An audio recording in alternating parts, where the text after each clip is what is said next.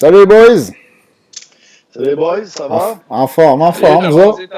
rasé ton Fu Manchu, Seb? Ouais, c'est sûr. T'étais plein intimidant avec ta stache. Ma blonde, elle m'avait dit quand que j'arrive, il faut que tu te traces ça. Ça passait pas à la Pas le maison. choix.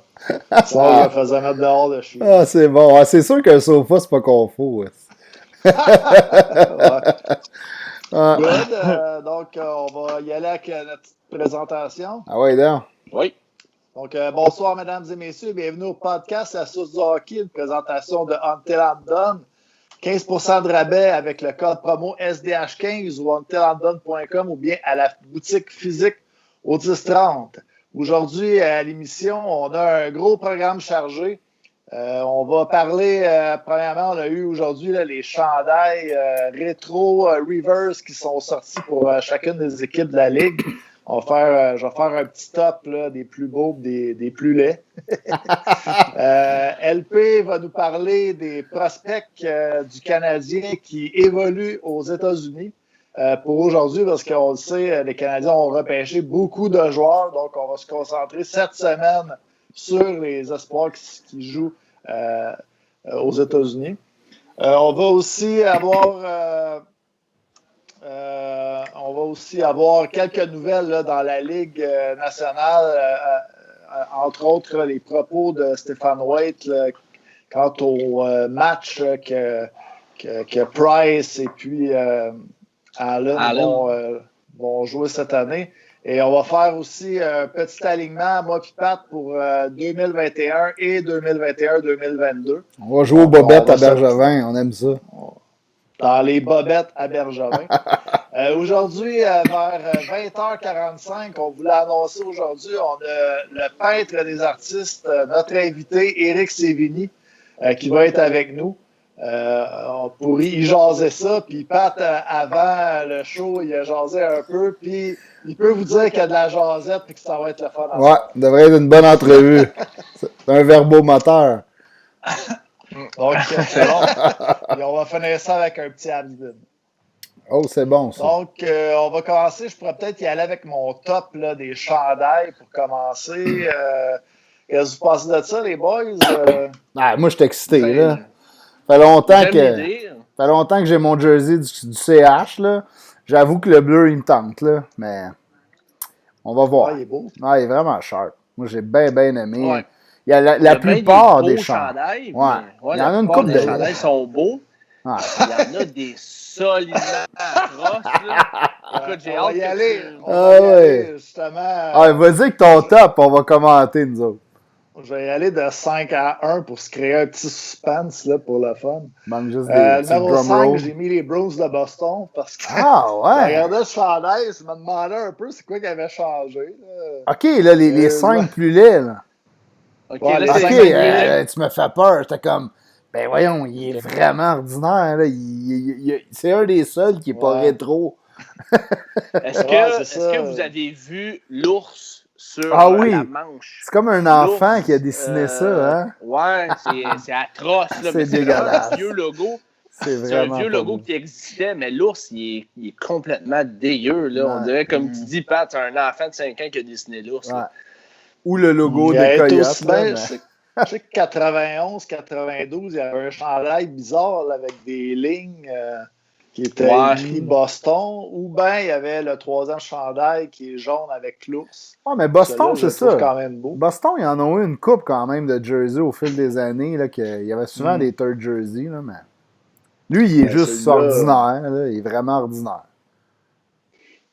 Ben, les bon. Browns dans un top 5 des chandails les plus dégueux, moi j'aime ça. Ah, c'est ça. Ouais, on est tous d'accord. Numéro 4, j'ai mis celui des Golden Knights de Vegas, sérieux. Je me Ouais. demandais quand j'ai vu ce chandail-là, c'est pour quelle équipe. Je pensais que c'était Captain Marvel qui est rendu avec une équipe dans la ligue. Là. Je ne savais pas trop. Mais- On dirait que c'est ces couleurs-là. On s'entend que l'original est pas mal plus beau. Mais tu sais, c'est un peu weird C'est- aussi. Là, tu sais, ça fait comme quoi, 2 ans qu'ils sont dans la ligue, 3 ans? Ouais. Tu sais, Ouais, c'est c'est comme ça. un reverse rétro. Tu vas faire rétro de quoi? Tu sais, t'as pas d'historique. Ouais, c'est ça. Dans le fond, c'est juste la petite bande rouge. Là, ils ont pris cette couleur-là. Puis, Ben, tu sais, Non, c'est vrai qu'il la est genre pas, il est je sais pas qu'est-ce qu'ils ont sacré en avant, là. C'est comme un genre de croix bizarre. Il me semble que c'était weird, ça ouais, a c'est comme vrai pas qu'il est pas rapport, là. terrible. Non. Il a sa place dans le top 5 Ouais, des on est chandails les d'accord plus à laids. date, là. Chandail numéro 3, j'ai choisi celui des Red Wings de Détroit. Je pense qu'ils ont mis leur chandail de pratique, on dirait, comme Ouais. blanc. Il n'y a aucune ligne, on dirait, comme avoir un peu de gris pâle, une petite ligne ici. Il est pas laid, mais il est comme. C'est pas un chandail reverse rétro, là. Tu l'as mis blanc avec ton logo. C'est juste que t'as comme tout enlevé, tu l'as épuré au bout. Pour moi, c'est.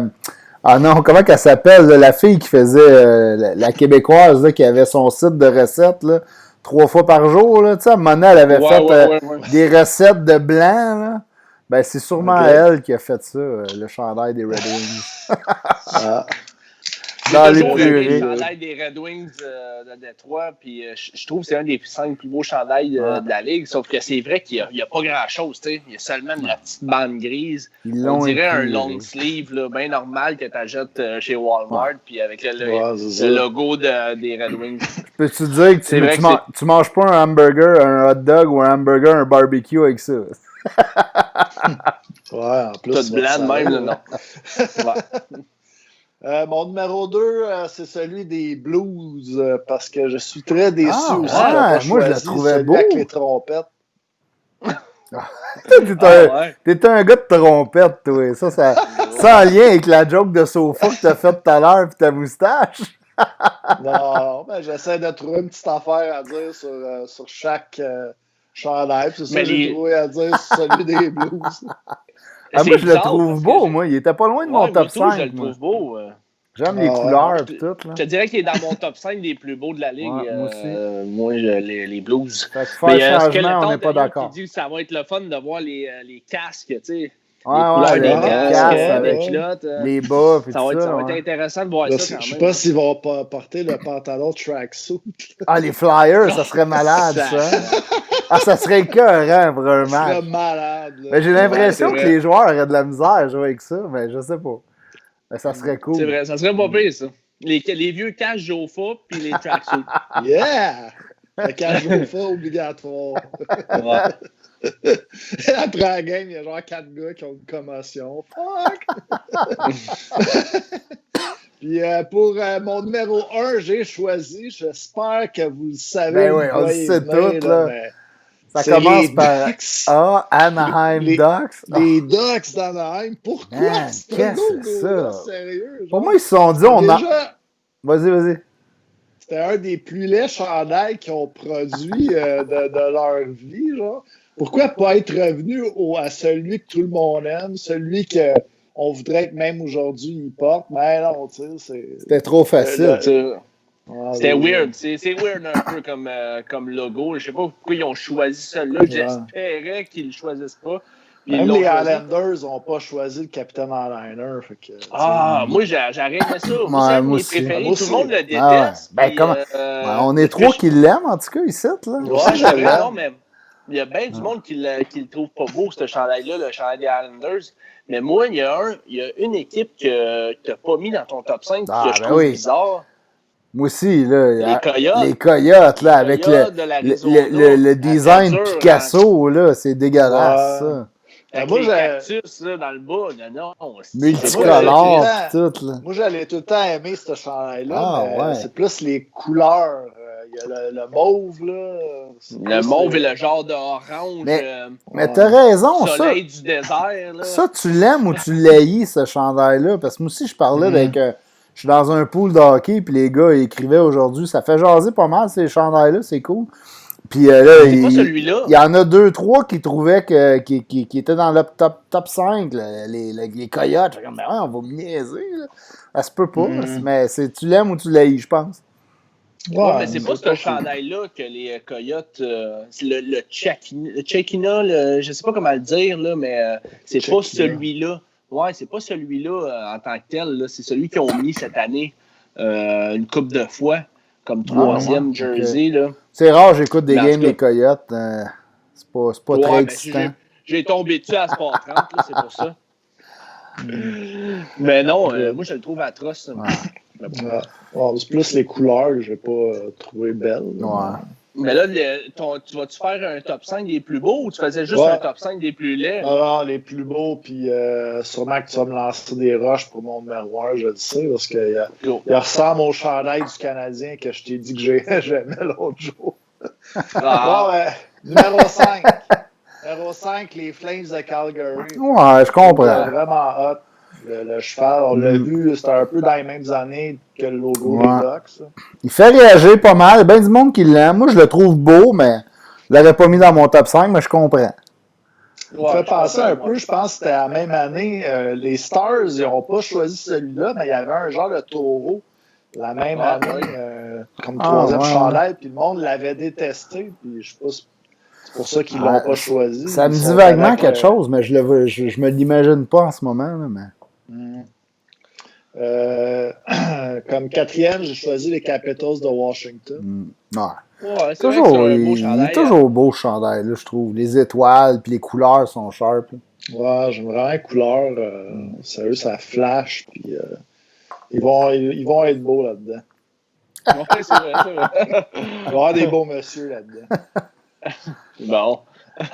Numéro 3, les Jets de Winnipeg. Ouais, je l'ai trouvé pas pire. Moi, le noir, c'était différent. Noir, gris, là. Genre. Ça fait badass. Moi, c'est un chandail que je porterais. Les Jets, on dirait. Ouais, je l'ai pas haï, moi aussi. Je l'ai bien aimé. Je déteste pas le gris, moi, dans tous les chandails de hockey ou de chandails de sport. Mais je ne sais pas, il y a quelque chose qui me chicote dans ce chandail-là. Est-ce que c'est le bleu mélangé avec le gris que j'aime pas? Je pense que c'est ça plus. Ouais. Parce que j'adore le gris des Kings de Los Angeles. Tu sais, quand ils le mélangent avec le noir, je trouve ça super beau. Mais le gris avec le bleu, on dirait que j'ai de la misère un petit peu. Mais je peux comprendre que le monde... Le gris est quand même foncé, là, fait qu'avec le bleu, c'est vrai que ça clash un peu, mais moi, c'est ça que je trouvais bien, tu sais. C'était original, là, c'était différent. Ça fait méchant, un peu comme dans le film Mighty Ducks. Tu pourrais mettre l'équipe d'Islande avec ce chandail-là. Très genre. Bon, mon numéro 2, j'ai mis les Whalers de Hartford. Ouais. Je l'aime bien. Je l'aime bien. Moi, je suis un peu... Moi, ça vient me chercher quand ils prennent la vieille équipe qui la ramène. Tu sais, je te vois venir avec ton numéro 1. Je pense que c'est le chandail. Je pense que c'est le chandail de 94-95. Celui-là des Whalers. Parce que je me souviens que j'avais une carte de Chris Pronger qui jouait avec ce chandail-là. Un Whalers bin à la place du Habs bin. Avec un petit peu de gris, là. Whalers bin, c'est bon, ça. J'aime mieux l'original des Whalers, vraiment le vert, là. J'aime mieux celui-là que celui qu'ils ont mis, là, avec le gris un petit peu, là. Puis mon numéro 1, celui qui ressemble au chandail du Canadien, les Devils du New Jersey. Il ressemble à celui du Canadien. C'est comme vert, non? Non, mais... moi, je l'ai mis dans mon top 5, moi aussi, celle-là. Mais vers la fin, 5e, je trouve ça très cool. C'est celui des années 80, quand Wayne Gretzky, ils appelaient l'équipe Mickey Mouse. Ouais, j'ai bien de la misère, moi, quand on met le vert avec le rouge, on dirait que ça vient pas me chercher pendant tout, mais écoute, ça, c'est une question de goût. Moi, je suis un peu surpris que tu n'aies pas mis celui du Canadien quand même. Ouais, les Canadiens, c'est quand même un très beau chandail. LP, il est pisse vinaigre, Seb. Là. Je suis sûr qu'il l'aime au bout. Il l'a déjà acheté, mais il l'a précommandé. Il est pas laid, mais c'est comme un peu les Flyers. Ils ont comme pas changé le logo, puis genre inversé les couleurs. Je le trouve beau, celui des Canadiens. Le bleu, je l'aime bien. Mais j'aurais aimé ça qu'on touche un peu au logo, là. Moi, j'adore celui des sabres de Buffalo. Puis celui du Wild du Minnesota qui ont pris les couleurs des North Stars. Le vert et le jaune. C'est vraiment cool. Ça, c'est une bonne façon de faire, je trouve. Moi, ça me dérange comme celui-là il est super beau pour vrai, là, celle de l'Avalanche là, avec le crest des Nordiques. Mais comment, là? Tu veux encore tourner le fer dans la plaie pour les fans de Québec qui se sont fait enlever leur équipe? Ils veulent pas voir que tu joues avec leur couleur. Tu sais, c'est comme, comment? Moi, ça m'énerve. Mais ils auraient pu prendre les couleurs des Nordiques avec les stripes, mettre leur logo à eux. Je trouvais, tu sais, comme le Wild a fait, c'est cool, ça. Ouais, ça, moi, j'ai pas trippé sur ça là, moi non plus, de l'Avalanche. Ben, moi, je trouve qu'il est vraiment beau, par exemple. T'sais, c'est un esprit de beau chandail, non? Ouais, j'aime pas la couleur, moi, mais j'aime mieux vraiment le chandail bleu des Nordiques. Là. Je trouve plus beau. Là. Mais celui des sables, là, avec le bleu vraiment royal, avec les deux sables, là, vraiment qui se croisent, là, il est vraiment solide. Là, c'est les années comme fin 90, un peu, genre Maxime Afinogenov. Oh, Maxime Afinogenov! Je le savais quand sorti Bradley, wow! Ben, c'est rare que tu nommes un gars talentueux. Non, mais pour vrai, moi, j'écoute souvent des vidéos des Sabres de Buffalo dans ces années-là. C'est niaiseux, là, mais j'aime ça. Écouter quand Rick Jenneret il annonce les buts, là, je trouve ça écœurant pour avec Top Shelf, where's mama? Put there's cookie. Ouais, c'est bon. Écoute, on a Nicolas Graham qui nous donne son top 5, pas en ordre. Lui, c'est Buffalo, Avalanche, Wild, Edmonton, Montréal. Écoute, c'est bon. Edmonton, c'est correct, mais tu sais, on est habitué de les voir. Eux autres aussi, c'est une équipe qui a souvent un third jersey avec leur orange un peu. Skeletor Thériault qui nous dit Christmas New Jersey, effectivement. Les couleurs, ça fait très Noël. Non, j'aime pas bien ça, mais écoute, toi, t'as l'air d'être un fan des Seb, t'as l'air d'être un fan de la couleur vert, forêt, là. Oui. Souvent, me semble être yes, until I'm done, vert forêt. Ouais. C'est mon style automne. Qu'est-ce que tu veux? J'aime le vert l'automne. Si on était le style bûcheron, ça, Chris. Si on était printemps. Si on était le printemps, je te dirais peut-être pas la même chose. Je ne sais pas. Peut-être que les saisons influencent sur mon humeur et mes choix. La chronique mode SDH aujourd'hui. Good. Fait qu'on va y aller avec ton segment LP. OK. Le segment Montmorency. Station Montmorency. Station Montmorency, on a fait ça, on a décidé de l'appeler comme ça parce que pour un petit peu toucher Laval. Là, petit clin d'œil au Rocket. Vu que c'est un petit clin d'œil au Rocket de Laval pour parler des prospects, des espoirs. Bien entendu, là, le Rocket n'a pas commencé encore, fait qu'on parlera pas d'eux. Je vais parler des espoirs. Je vais me concentrer sur les États-Unis aujourd'hui. Parce que là, il y a tellement de prospects. On sait, le Canadien ont tellement repêché que ça en fait beaucoup. Puis là, je ne veux pas m'éterniser non plus là-dessus, faire 45 minutes sur les espoirs du Canadien. Mais. C'est bon, on se fera des petits segments de temps en temps. Ça va être parfait, ça. Oui, exact. La saison dans la NCAA a commencé le week-end passé. Pas toutes les divisions ont commencé. Celle de notre cher Cole Caulfield a commencé la fin de semaine passée. Donc, on va en discuter un peu de notre petit ailier top scorer. Il n'a pas marqué en fin de semaine. Par contre, quand même eu 2 passes. Je ne sais pas si vous avez regardé un petit peu les... Moi, ce qui m'a marqué, c'est sa mise en échec qu'il a reçue.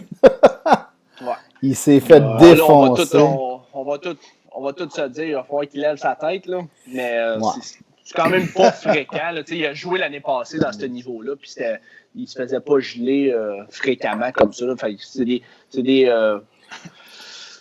choses qui arrivent. Mais il y a quelque chose qui m'a titillé un peu du coach de Wisconsin des Badgers. Je sais pas si ça avait... En tout cas, moi, j'ai pogné le match là, vers la misère. Tony Granato. Cole Caulfield jouait en avantage numérique à la pointe Ah, ouais. J'ai trouvé ça très weird. C'est bizarre, parce que ce gars-là, il devrait être ses côtés un peu à la Ovechkin, là. Exactement la même place que Ovechkin puis Patrick Laine. Il a marqué 72 buts. Écoute, il a battu le record du nombre de buts pour le programme américain. Il a toujours joué à cette position-là en avantage numérique. Il a marqué des buts et des buts. L'année passée, 19 buts dans la NCAA, au premier rang du Big Ten.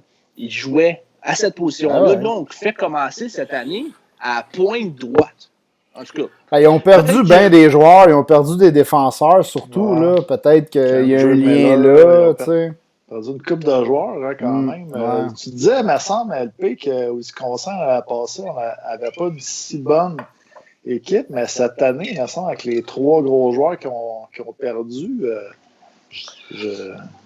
Oui, bien en tout cas, ils ont gagné leurs 2 matchs, mais c'est pas contre une grosse formation. Là. Les Fighting Irish de Notre-Dame, ça sera pas une grosse formation cette année.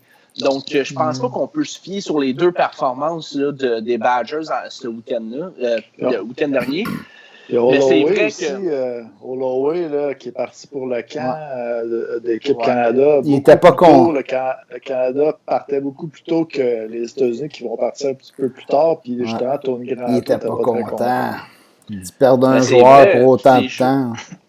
Je peux le comprendre aussi parce que peut-être que même Dylan Holloway ne fera pas le club de Team Canada. Donc, il va avoir perdu peut-être, on parle de quoi, 7-8 matchs qu'il va avoir perdu dans la NCAA dans une saison qui est comme raccourcie. C'est immense. C'est immense. C'est ça. Fait que oui, je peux comprendre Tony Granato de ne pas être content. Puis même, tu sais, qu'on a vu l'Université Michigan, eux, ont décidé de garder Owen Power, de ne pas l'envoyer avec le... Dans le camp de l'équipe Canada Junior. Un des bons jeunes défenseurs au prochain draft. Hein? Ouais, fait qu'on peut comprendre pourquoi ils l'ont pas fait. Puis mais Team Canada, mais ils ont une équipe boostée. Là. Tu sais, je comprends Granato. Là, les chances de Holloway de faire l'équipe Canada sont quand même minces. Powell, c'est la même affaire. Tu sais, je pense qu'ils ont pris la bonne décision de le garder. J'aime mieux que tu joues des matchs, que tu fasses des pratiques, puis tu reviennes nous voir après parce que tu n'auras pas fait l'équipe. Si le gars fait le tournoi, tu fais comme OK, ça va à peine. On en a parlé dans les derniers podcasts. Moi, je pense que c'est une super expérience pour un joueur. Mais si tu vas juste t'entraîner, faire le camp pour revenir, puis tu as manqué le quart de ta saison, c'est pas fort. C'est vrai. Puis en plus de ça, ben, on le dit, Badgers, ils n'ont pas une grosse équipe. Ils ont perdu Alex Turcotte, ils ont perdu Kendre Miller. Ils ont perdu des très bons joueurs. Là. Ils ont perdu, je pense, leur capitaine aussi. Donc, Dylan Holloway, qui était un des 2 premiers centres, là, il va partir pour 1 mois. Donc, oui, ça va faire mal aux Badgers, mais il n'y a pas beaucoup de talent. À part Caulfield, des gars un petit peu plus vieux aussi, des gars de 21. Ils ont 2 repêchés, un de la Floride, puis je me souviens pas, mais c'est comme des choix de 3e, 4e. Ouais, mais c'est ça, c'est pas des top prospects. Wiseback qui a été repêché, je pense, en 7e ronde par les Sabres, si je ne me trompe pas, mais il a quand même 22 ans, là, tu sais. Donc, ça sera... Les chances de le voir dans la Ligue nationale, d'après moi, sont quand même assez faibles. Donc, c'est ça. À suivre pour Cole Caulfield. Ouais. Peut-être qu'il va marquer son premier but ce week-end. Moi, 2 autres matchs pour eux. Je m'attends à une saison difficile de Caulfield. Je sais pas. Nicolas Graham qui nous dit qu'il n'aime pas ce qu'il voit de Caulfield, lui non plus. On s'entend que c'est juste 2 matchs, il ne faut pas paniquer. Ouais, il n'est pas super bien entouré pour connaître une grosse année cette année. Là, c'est vrai. Mais écoute, l'année passée, il n'était pas très bien entouré non plus. Ouais, mais il y avait quand même du solide talent. Pareil, même si c'était comme peut-être un petit noyau, mais c'était des gros joueurs, là, des Turcotte, des Miller à la défense. Au moins, c'est des gars de première ronde. Là. Ou Miller, c'est un choix de première ronde. Il a été blessé. Oui, Kendre Miller, c'est un choix de première ronde des Rangers de New York. Au moins. C'est un défenseur. Mais tu sais, Turcotte a été blessé, puis il n'a pas connu une super de bonne saison non plus. Mais c'est vrai que faut pas s'attendre à ce qu'il fasse des records, là, parce que justement, le fait qu'il l'ait mis à la pointe en powerplay, c'est qu'ils n'ont pas vraiment de général à la défense ou même à l'attaque pour vraiment prendre le contrôle d'un powerplay. Fait que d'après moi, c'est ça qu'il a fait. Mais même là, je comprends pas pourquoi il l'a fait. Là.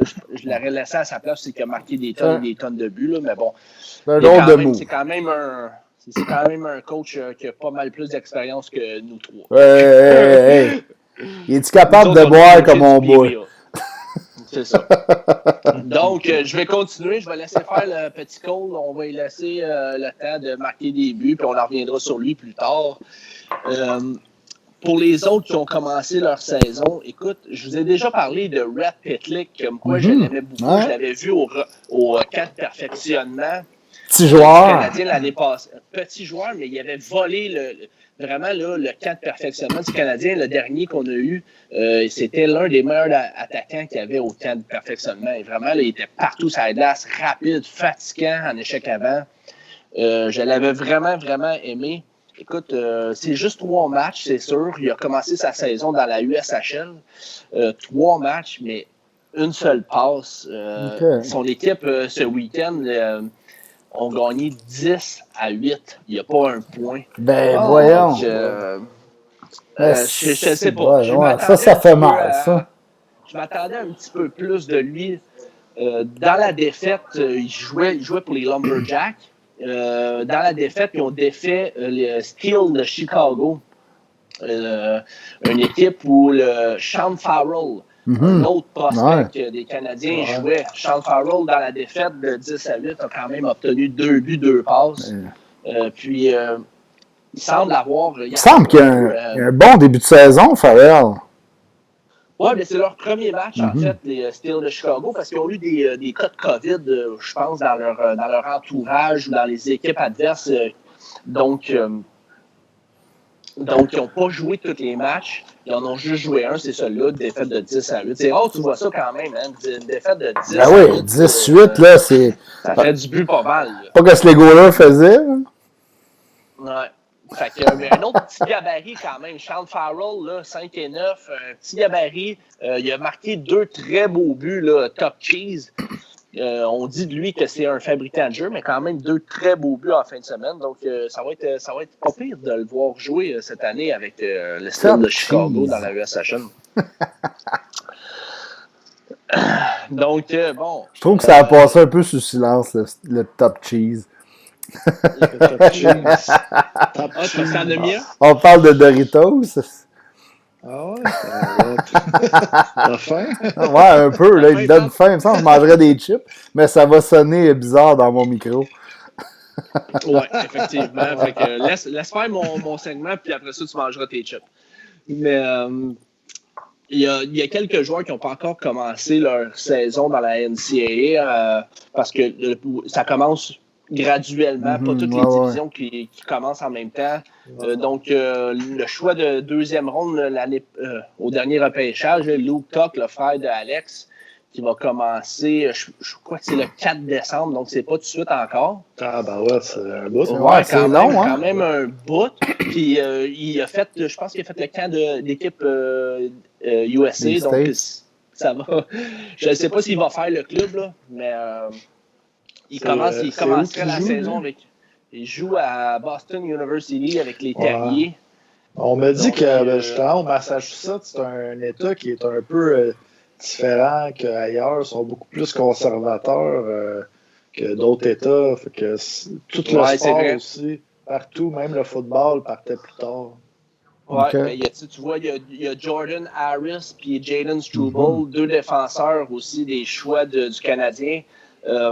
Qui vont commencer avec Northeastern. C'est dans la région aussi dans cette région-là là, du Massachusetts. Donc, ça va être deux défenseurs que j'ai vraiment hâte de voir cette année. Jordan Harris, là, c'est un défenseur qui est capable de prendre des minutes en salle. Là, à défense, là, il jouait déjà quand même 25-27 minutes par match à Northeastern l'année passée. Donc, cette année, son coach a dit qu'il ne serait pas surpris qu'il tape 30 minutes par match. Donc, on entend parler beaucoup de Romanov puis de Norlinder, là, mais Harris, c'est probablement celui qui se rapproche le plus de ces gars-là, là, côté défenseur. Là, c'est probablement lui le next en dessous dans le ranking. Bon, je pense que oui. Je pense que c'est peut-être le défenseur qui est le plus susceptible de faire une carrière dans la Ligue nationale, là, parce qu'il est vraiment très complet. 6 pieds, pas le énorme gabarit, mais quand même, il est capable de donner des bonnes mises en échec. Plus que Strobel? Peut-être pas plus que Strobel. Strobel, c'est vraiment la force physique. Là. Il est solide. Il est solide, pas pire, là, t'sais. Mais Jordan Harris, c'était un des joueurs aussi que j'avais aimé dans les 2 derniers camps de perfectionnement. C'est lui qui se démarquait à défense. Là. C'est lui qui se démarquait le plus. Donc, vitesse, bon défensivement, peut emporter de l'attaque aussi. Donc, Jordan Harris, je pense qu'il va être à checker. Je prédis vraiment une bonne saison là, avec les Huskies de Northeastern. Même affaire pour Jalen Strobel, un joueur très physique, peut marquer des buts, peut créer de l'offensive, peut-être un peu moins bon défensivement que Jordan Harris, mais le temps, il en reste encore pas mal de temps là, pour se développer. Mais écoute, parle-moi un peu de Strobel, parce que moi, c'est un de ceux que j'ai jamais vraiment, je l'ai pas vraiment vu jouer, là. J'ai juste lu beaucoup sur ce gars-là. J'ai vu des highlights, là, comme pas mal tout le monde, là, mais, tu sais, moi, ce que j'entends, c'est que c'est un project un peu, là, tu sais, que oui, il y a des habiletés physiques incroyables, mais c'est un peu n'importe quoi des fois. Nicolas Graham, il nous parle de son historique de blessure aussi. Je sais pas toi, qu'est-ce que t'en penses, là? C'est vrai qu'il savait bien. Son historique de blessure, Nicolas, c'est vrai qu'il s'avait blessé au camp de perfectionnement du Canadien l'année passée. Il avait eu un très bon camp de perfectionnement, justement. Il jouait en pairing aussi avec Jordan Harris dans les petits matchs intra-équipes, si on veut. C'est une brute là, physiquement. Là, c'est lui, je pense qu'il a gagné 5 des exercices ça, au combine. Ouais. Il a un très bon coup de patin, il a un bon lancer. Il avait commencé lentement l'année passée à Northeastern, mais c'est parce qu'il revenait de la blessure, justement, du camp de perfectionnement. Vers la fin de la saison, il n'a pas pu jouer les matchs là, en play-off parce que, justement, il s'avait blessé. C'est vrai que, écoute, est-ce qu'il a été malchanceux cette année-là? Peut-être, là. Mais moi, je le vois quand même assez haut. Okay. Je le vois encore 2 ans dans les rangs universitaires, mais je le vois quand même assez haut dans la hiérarchie des défenseurs du Canadien. Okay. Donc, on continue avec les prospects aux États-Unis. Écoute, c'est plus des prospects, des longs projets. Là, long shot. Des long shots. Jake Jornak, je pense pas qu'on va vraiment le voir dans la Ligue nationale là, un jour. C'est un choix quand même, je pense que c'est quoi, 4e ou 5e ronde en 2019, si je me trompe pas. Il joue avec Cole Caulfield. Non, 2018.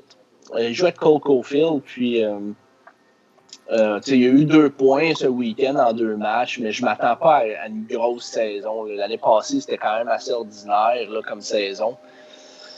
Donc, c'est vraiment un long shot. Là. Je pense qu'au fil des années, on va peut-être le mettre de côté, Jake Jornak, là, mais un petit attaquant qu'on comparait un petit peu à Brendan Gallagher au début quand on l'a drafté. Okay. Un gars vraiment acharné. Il a fait un beau bloc en fin de semaine. Là. Il s'est garoché devant le puck la tête première pendant que le défenseur s'enlignait pour un shot à la charrue. Un gars qui se donne. Ouais, c'est un gars qui se donne, mais un talent assez limité, si on veut. Pour continuer, Jack Smith, qu'on a repêché cette année, il vient des prep schools. Cette année, il joue dans l'USHL. Un but en 2 matchs le week-end. Quand même un beau but intercepté. Il y a juste 2 matchs de jouer, mais il n'y a personne qui a eu deux matchs de fou, là.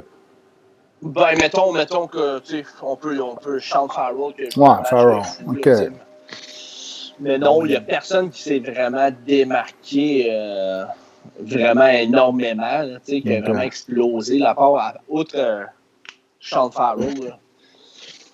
Donc, sinon, Jacob Dubas, le défenseur, le gardien, excuse-moi, tchèque, qui joue pour les Lancers d'Omaha dans la USHL. Un match encore à cause de la COVID. Ils n'ont pas pu jouer tous les matchs. Donc, lui, il a juste un match de jouer comme goaler, quand même. Juste, il s'est fait marquer un but. Pourcentage d'efficacité de 9,60. C'est juste un match, mais quand même, en match pré-saison, il avait goalé solide aussi. Il avait bien performé. Puis je pense que ça va être le gardien numéro 1 des Lancers cette année. Okay. Donc, c'est un autre projet à long terme là, aussi. Bon, on commence à avoir pas mal de gardiens. Ouais. C'est un joueur qu'on doit mettre sur notre radar. Est-ce que c'en est un qu'on doit regarder peut-être pour le futur, lui? Non, mais je pense pas. Je pense qu'il est plus Je pense que c'est vraiment un projet à long terme. Là. Comme le gardien qu'on avait repêché l'année passée, Frédéric Deschaux, là, qui va jouer pour les Wolves de Sudbury cette année, dans la Ligue de l'Ontario. C'est un autre. Ça, c'est vraiment des projets là, à long terme, là, très long terme, je dirais même. Là, puis, si on enlève Harris, Strobel puis Farrell, qui est peut-être les 3 plus gros aux States, c'est qui est moins connu qu'on devrait plus checker? Hein? Ben moi, je te dirais que tu ne l'as pas nommé là, dans les gars un petit peu plus connus, mais moi, j'ai vraiment hâte de voir Luke Tuck avec l'université de mais toi, t'es un fan de son frère. Beaucoup. Fait que tu dois avoir de l'espoir qu'il vienne comme son frère. C'est-tu le même type de joueur? À cause de son frère ou... C'est le même type de joueur? Il jouait avec le programme américain l'année passée. C'est un gars qu'on dit de lui qu'il est encore... Il est physique, mais il est plus méchant que son frère. Dans sa façon de jouer, là, quand il va dans le coin, il veut faire mal. Là, un peu à la Matthew Ketchuk, là, si on veut. Un peu comme Gianni Fairbrother qui a dit aujourd'hui que son joueur préféré c'était Matt Cook, le gars qui fait genre des cheap shots à tout le monde. C'est vrai que c'était un peu bizarre. C'est drôle, ça. Tu sais, comment passer ton message aux autres équipes? Viens pas dans mon coin. Ça, des gars qui jouent pas selon les règles. Ouais. Mais... Écoute, c'est intéressant comme joueur préféré, Matt Cook. C'est bizarre, mais Gianni Fairbrother, c'est un autre joueur que j'avais aimé au camp de perfectionnement l'année passée, un défenseur physique qui peut jouer très physique, puis qui a un bon shot aussi à la pointe. Donc, mais lui ça, aussi, c'est un autre projet. Il est vu comme un long shot, lui, vraiment un project. Là. Ouais, exactement. Mais il avait bien performé. Ah, mais c'est bon. C'est bon, c'est. Tu n'as pas joué un match aussi, un match pré-saison à un moment donné? Cette année, tu parles de cette année, là. Cette année. Non, tu parles de l'année passée avec le Canadien de Montréal. Il avait joué un match pré-saison. Non, je pense pas qu'il avait joué un match pré-saison. Gianni Fairbrother, non. Mais. Nicolas Graham, il dit que tout le monde l'oublie, mais pas lui. Là. Fait qu'il a l'air quand même à le voir assez haut. Fait que c'est bon. C'est un des gars qui avait démarqué l'année passée au programme, au camp de perfectionnement. L'année passée, il faisait partie des joueurs qui. Il y avait Strobel, il y avait Harris, il y avait Gianni Fairbrother, il y avait Red Pitlick, que j'ai parlé tantôt, qui s'avait démarqué au camp de perfectionnement l'année passée, aussi avec Peeling et compagnie. Puis qu'au camp de perfectionnement, Suzuki avait quand même mal joué. Et vraiment, il sortait pas du lot. Fait que ça vaut ce que ça vaut, le camp de perfectionnement, là, parce que t'as des gars qui arrivent là, puis c'est leur chance, hein, parce qu'il y a des invités là-bas au camp de perfectionnement. Eux autres, ils se magasinent un contrat, ils se magasinent une chance d'aller au vrai camp. Donc, moi, je trouve. Là-bas, ils veulent arracher des têtes, ils veulent jouer la pédale dans le plancher. Donc, c'est un petit peu. Il faut se fier à ça, mais pas tant que ça. T'sais. Mais tu sais, le camp, ça reste un camp. Même si tu fais des scrimmages entre fausses équipes, il y en a qui ne drivent pas de ça. Là. Moi, je me rappelle, écoute, je me compare pas à un athlète professionnel, mais je pense que quand tu joues à un sport, moi, c'était le football. En pratique, j'étais correct, là, mais j'étais pas super bon. Mais durant un match, on dirait que tu sais, comme il y a un enjeu, puis je devenais clutch au bon moment, puis ça faisait de moi un bon joueur. T'sais. J'ai l'impression que Suzuki, c'est ce genre de gars-là. On l'a vu quand il était dans OHL, dans les playoffs. Là, tout le monde pensait il est petit, attends, mec, je pense que c'est Tourini qui avait dit ça. attends, mais qu'il pogne mon armoire à glace de défenseur, il va pogner son trou. Puis il a jamais pogné son trou, il les a éliminés, tu sais. Puis on l'a vu avec le Canadien aussi, là, tu sais, il devient clutch, ce gars-là, puis il pogne de quoi en match important, tu sais. Fait que probablement que ce gars-là, il est peut-être comme d'une pratique ou d'un scrimmage, il est peut-être moins dedans, je sais pas. C'est dur à dire, c'est dur à expliquer, mais on dirait que c'est ça, tu sais. C'est vrai, fait que, tu sais, juste pour dire que oui, c'est important de regarder ce que le camp de perfectionnement, puis tu sais, de voir qui est en bonne forme physique, puis qui veut se défoncer, mais quand même, ça veut pas tout dire. Effectivement. Pour finir avec mon segment sur les espoirs cette semaine aux États-Unis, il y a un autre prospect, Blake Biondi, qu'on a drafté cette année en 4e ronde. Lui, il va commencer sa saison avec les Bulldogs de Minnesota du Lut. C'est quand même une très bonne équipe dans la NCAA. Il va commencer sous peu. Donc, intriguant, mais je pense qu'il y a un autre projet vraiment à long terme. On a pas mal des projets. Ouais, on a beaucoup, mais quand tu draftes c'est clair. Joueurs, surtout dans les rondes 3, 4, 5, 6, 7, ben c'est ça, c'est des projets à long terme. T'sais. C'est plate à dire, mais c'est ça pareil. Ils vont jouer leurs 4 années à l'université, à moins vraiment qu'ils explosent dans les 2 premières. Là. Mais ça m'étonnerait. C'est un peu le but de choisir des joueurs américains aussi. On peut les regarder plus longtemps. Plus d'années pour se développer et te faire une idée sur ce gars-là. Exactement. Puis aussi le nombre de contrats. On a juste 50 à offrir. Là. Donc, dont le fait de drafter aux États-Unis. Ben, tu sais, Nicolas Graham, c'est ça qu'il dit. Timmins draft pas mal juste des projets. Quand je comprends qu'en première ronde, c'est peut-être plus compliqué. Moi, les gars. C'est bon. À moins que tu draftes comme lointain, c'est un peu compliqué, là. Mais t'es aussi bien en 3e ronde. Moi, j'aime mieux qu'ils prennent un long shot d'un gars qui a plein de skills, d'un coup qui débloque, que d'un gars moyen que, au mieux, va faire la Ligue nationale sur une 4e ligne où il va faire la navette entre la AHL et ton équipe, tu sais. Ça, c'est un peu décevant. Là. Vas-y pour le coup de circuit. En parlant de long shot, là, on peut dire que Jérémy Poirier, qui était vraiment un long shot, le monde l'aime pas. Hein. Non, le monde l'aime pas, mais il était pas vu si long shot que ça. Il était venu, moi je le voyais plus comme un jeune avec full talent. Il avait l'air d'avoir une petite à se croire un peu à la Nate Beaulieu, Nate the Great, là. Tu sais, genre, moi, je suis bon, puis tout, puis c'est pas grave, ma défense. Puis je pense que ça a fait peur à bien du monde. Mais je pense encore que le talent est là. J'aurais encore aimé ça que le Canadien le draft en 3e. Il est parti quoi, fin 3e ronde, je pense? Tu sais, moi, 3e ronde, on a pas mal de choix, là. Moi, j'aurais pas eu ça, là. Un Poirier, un Québécois, puis au pire, il va se développer à Laval si c'est long, mais... Le gars, il a du talent, puis d'un coup, qu'il se débloque comme un... Je sais bien que c'est pas le même type de gars que Samuel Girard, là, surtout pour l'attitude puis tout ça, là, mais on attendait qu'il parte pisser hein, pour y parler de Jérémy Poirier. Ouais, parce que... On parlait de long shot, puis là, je suis venu avec Jérémy Poirier parce que Jérémy Poirier, il a marqué un tour du chapeau en fin de semaine. Je voulais lancer des fleurs. La long shot, Jérémy Poirier. Moi, c'est ce que je disais. Je trouve pas que c'est un long shot. Ça peut être un coup de circuit. Là. Ouais, c'est ça. C'est un gars bien de talent. Mais en 3e ronde, je trouve que c'est vraiment un beau pari. Là, si le gars, il se place défensivement puis il est capable d'avoir le talent offensif aussi, ce gars-là peut jouer sur une 3e paire de défense, sur le power play, puis te faire une trentaine de points par année. C'est merveilleux. Hein?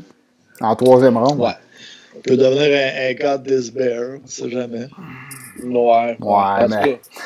Il vient un God This Bear dans ses belles années. Il y a eu un gros contrat, puis là, il s'assit dessus.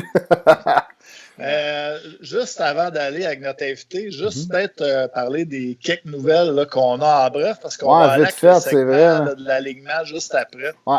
Mais il y a Jacob Olofsson qui a été prêté en Suède.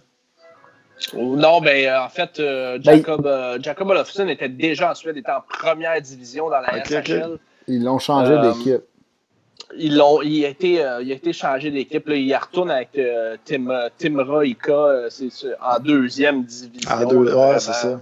Ben c'est ça, parle-nous-en un peu. LP, il était en première division au début d'année, c'est ça? Avec l'équipe qu'il avait, il jouait pas beaucoup, il produisait pas tant. Fait que là, ils ont décidé de le prêter à une équipe en division 2, ce qui va probablement avoir plus de temps de glace. C'est ça que je comprends. Son temps de jeu avait vraiment diminué. Là, avait commencé en haut de 10 minutes, puis là, depuis une couple de matchs, ça avait tombé en bas de la barre des 10 minutes. Là, donc, je pense que c'est peut-être la confiance sur Jacob Olofsson. Il l'a perdu, donc il l'a envoyé en deuxième division. Puis, c'est triste. Revenir, je ne sais pas. Je le voyais haut, moi, il y a peut-être une couple d'années, mais puis il déçoit pas mal. Le gars là-bas en Suède, là, qui l'a suggéré à Marc Bergevin, il l'avait vraiment vendu, là, puis il voulait vraiment que le Canadien repêche Jacob Olofsson. Okay. Puis ça savait, dans les 2 dernières années, moi non plus, m'a pas tellement impressionné. Il me fait penser, on fait souvent cette comparaison-là quand on parle de Jacob Olofsson, mais il fait énormément penser à Jacob de la Rose. Oui, moi aussi je l'entends souvent. Même gabarit, bon patin, des aptitudes qu'on voit, il les aptitudes, mais il n'y a rien qui se passe. Ça débloque jamais, mais c'est un bon joueur, mais tu sais, 3-4e. Il est bon sans la rondelle, on disait souvent que Jacob Delarose était bon sans la rondelle. On avait donc dans le temps que le Canadien est bon sans la rondelle, mais ouais. C'est ça, il y a tout. Il y a le gabarit, il y a le patin, il y a sur le bon papier, là, c'est ça à coche. Le mix, on dirait que le gâteau ne pogne pas. Tu vois, lui, il n'y a pas ce que Suzuki a. Il manque cette petite coche-là. C'est quoi le Jack Hahn qui propose une formation à 3 défenseurs, 2 attaquants? Je n'ai pas entendu ça. Ah ouais, vous n'avez pas vu ça? Ce gars-là, il a travaillé un petit peu avec le coach des Maple Leafs. Lui, il s'est fait interviewer pas mal parce qu'il a déjà travaillé comme rédacteur pour le Canadien de Montréal il y a quelques années de ça fait quand même longtemps. Puis c'est un fan des statistiques avancées puis de toutes les nouvelles méthodes dans le monde du hockey puis tout ça. Puis lui, ce qu'il propose aux Maple Leafs, c'est d'aller avec une formation à 3 défenseurs, 2 attaquants au lieu de 3 attaquants, 2 défenseurs. Puis il dit ça, c'est probablement le futur du hockey. Puis écoute, moi je suis un peu d'accord avec lui. Tu sais, je te dis pas que toutes les lignes vont être comme ça, puis, mais je pense que tu as tellement de défenseurs offensifs maintenant, là, des Quint Hughes, des Kyle McCarr, des jeunes défenseurs qui sont plus offensifs. McCarr, c'est peut-être un gars plus complet, là, mais si je prends l'exemple de Hughes, c'est un gars qui est peut-être un peu plus à risque. Puis surtout en fin de match, jouer avec un 3 défenseurs, tu peux quand même avoir un défenseur plus offensif qui shoot à l'attaque, puis tes 2 attaquants qui peuvent vraiment plus attaquer. Écoute, c'est vraiment comme une façon de penser complètement différente. Moi, je pense que le hockey n'est pas rendu là encore, mais éventuellement, moi, je pense qu'on s'en reparle dans 4-5 ans. On va voir quelques équipes qui vont jouer ça. C'était populaire, écoute, en Europe, c'était-tu en Finlande ou en... Écoute, je me rappelle pas, j'avais lu là-dessus, il faudrait que je retouille un peu, là, mais il y a des équipes qui ont déjà joué ça dans des tournois internationaux. Ça avait quand même connu un peu de succès pour le talent que ces équipes-là avaient versus, mettons, le Canada puis la Russie. Là. Mais... Je sais que Bob Hartley, quand il était revenu avec les Flames de Calgary, en power play, souvent, il utilisait pas 3 défenseurs, mais 3 gars bien haut. Proche de la bleue, là, ouais. OK. Mais écoute, moi, je pense pas que la Ligue nationale veut aller là, anyways. On veut plus de buts dans la Ligue nationale. Donc. Ouais, mais LP, il faut que tu fasses attention, là. Défensif, je sais pas. Non, mais ça veut pas dire, c'est justement, moi, je le vois pas 3 défenseurs, mais je te mettrai jamais 3 chariots sa ligne, là. Tu veux un gars comme, là, au Canadien, on n'a pas tant des gars full offensifs. Un peu moins défensif. Tu sais, un genre de Subban, un Hughes, écoute, j'essaie de, tu sais, un Gostisbehere à la limite, là, qui est pas très bon défensivement, mais qui a du talent offensif. Ben, tu peux amener ça comme ça, une ligne ou 2, tu vas avoir 3 défenseurs, 2 attaquants. Mais tu sais, encore là, ça dépend comment ton club est construit. Puis j'aimais son thinking à ce gars-là parce qu'il analysait comme les Leafs. Puis les Leafs, ils ont quand même beaucoup de jeunes défenseurs qui poussent. Puis à l'attaque, ils sont un petit peu moins... excusez pour le Chris, là, mais Ils ont signé des gars à 1 million, mais c'est tous des gars qui ont de la misère à patiner. Là. Tant qu'à ça, mets ton jeune défenseur, Sandin, que t'es même pas capable d'habiller, qui a full talent, fais-les jouer à l'attaque, qui est capable de back-checker en même temps. Il y a quelque chose là que je trouve super intéressant, puis à long terme, j'ai l'impression qu'on va peut-être le voir dans certaines formations qu'il y a plus de talent défensif qu'à l'attaque. T'sais. Ouais, peut-être, à suivre. Mais à suivre. On y va avec l'invité, mon Pat. Ah ouais, donc, je vais donner-moi 2 secondes. Combler du temps, je vais l'appeler. Good. Good. Donc, ben ça, pour continuer le sujet qu'on est en train d'avoir, j'abonde un peu dans le sens de LP que plus que les gars sont profonds, plus qu'ils attaquent. Oh! Attends, je déjà. Hop! Salut Eric! Salut! On entendait un peu de feedback, mais là, je pense que ça a arrêté, c'est bon. Ah, ben là, je vous écoutais là, puis là, j'entendais. Fait que là, t'arrêtes de nous dire qu'on a perdu un auditeur. Du tout, mais écoute, il fallait que j'aille me chercher une bière parce que j'entends depuis le début, là. Je dis, ouais, d'après moi, je n'aurais pas le choix. C'était un bon site dans le podcast. Mais t'es un bon pour ça, toi aussi, Eric, je pense. Hein? Il y a quoi, pour écouter des podcasts? Non, pour boucher des bières. Ah, mais ça, c'est l'ancien Eric, ça. Ouais. Tranquille, le nouveau Eric. Le Eric avec qui je jouais au hockey dans le temps. Ah, c'est bon. Peut-être faire une petite présentation pour ceux qui le connaissent moins. Ouais. Donc, notre invité de ce soir, qui est mon ami, mais aussi un peintre accompli, on pourrait le qualifier de peintre des sportifs, Éric Sévigny, qui est avec nous. Éric, ça va? Ça va. Là, juste pour commencer, Pat, c'est-tu juste toi que je vois ou je vois les autres? Parce que dans mon Skype, je vois juste la face. T'es supposé de voir les 4. Écoute, je suis pas trop technicien informatique, là, mais dans Skype, tu devrais être capable de peser sur... Excuse-moi, ça fait des années que je n'ai pas utilisé Skype. Ouais, écoute... J'essaie de voir si je peux avoir les autres. Ah, bon, Seb vient d'arriver. Il y a mon père. Mais là, on ne te voit plus, par exemple, quand tu gosses sur ton téléphone. C'est ça. Là, tu me vois plus? Non. Ah ben, pourtant, j'ai rien fait. Ah, ben, je sais pas quoi te dire. Juste fermer le Skype ou... Bon, là, tu me vois-tu? Là, je vois Pat, mais Pat, tu me vois-tu? Non, tu ne vois toujours pas. Une minute, là. Ah, j'ai la Ah, c'est bon, ça. Voilà. Mathieu Campeau qui dit « Ben oui, Eric, un autre qui te connaît. T'as l'air connu des fans des joueurs de hockey qui nous écoutent. » Je vais te laisser te présenter, Éric, un peu ton background. Ben ouais, ben tu me laisses-tu déboucher une bière avant? Parce que je suis pas en parler, ouais. moi, j'arrêterai plus ben. C'est quoi tu bois, Éric? Je bois une Beluga. OK, Ça, c'est un de mes grands chums, Frédéric Jaudoin, qui a parti ça avec un autre de mes grands chums, Patrick Cool. Pat, qui a la distillerie Champ Libre. Mm-hmm. Puis, ça, ils ont fait, ça, c'est une des 3 premières qu'ils ont faites. Ça, c'est la blanche. Moi, je vais boire la Scotch Ale à l'érable. Il y avait fait une blonde aussi. Puis, les gars-là, ils ramassaient des sous pour aider les Bulgares, justement, quand ils ont parti ça. Mais Patrick Cool, il est bon là-dessus. Là. On a vu avec Champ Libre, là, il a fait une bière justement pour ramasser des fonds pour un enfant malade. Là. Je ne me rappelle pas exactement du nom, mais c'est des super beaux projets qu'il fait. Là. Exact. Ouais, c'est cool, ça. Écoute, ça fait tellement longtemps. Tu te dis que je ne bois plus souvent, le gars, je viens de péter mon goulot. Ben voyons donc!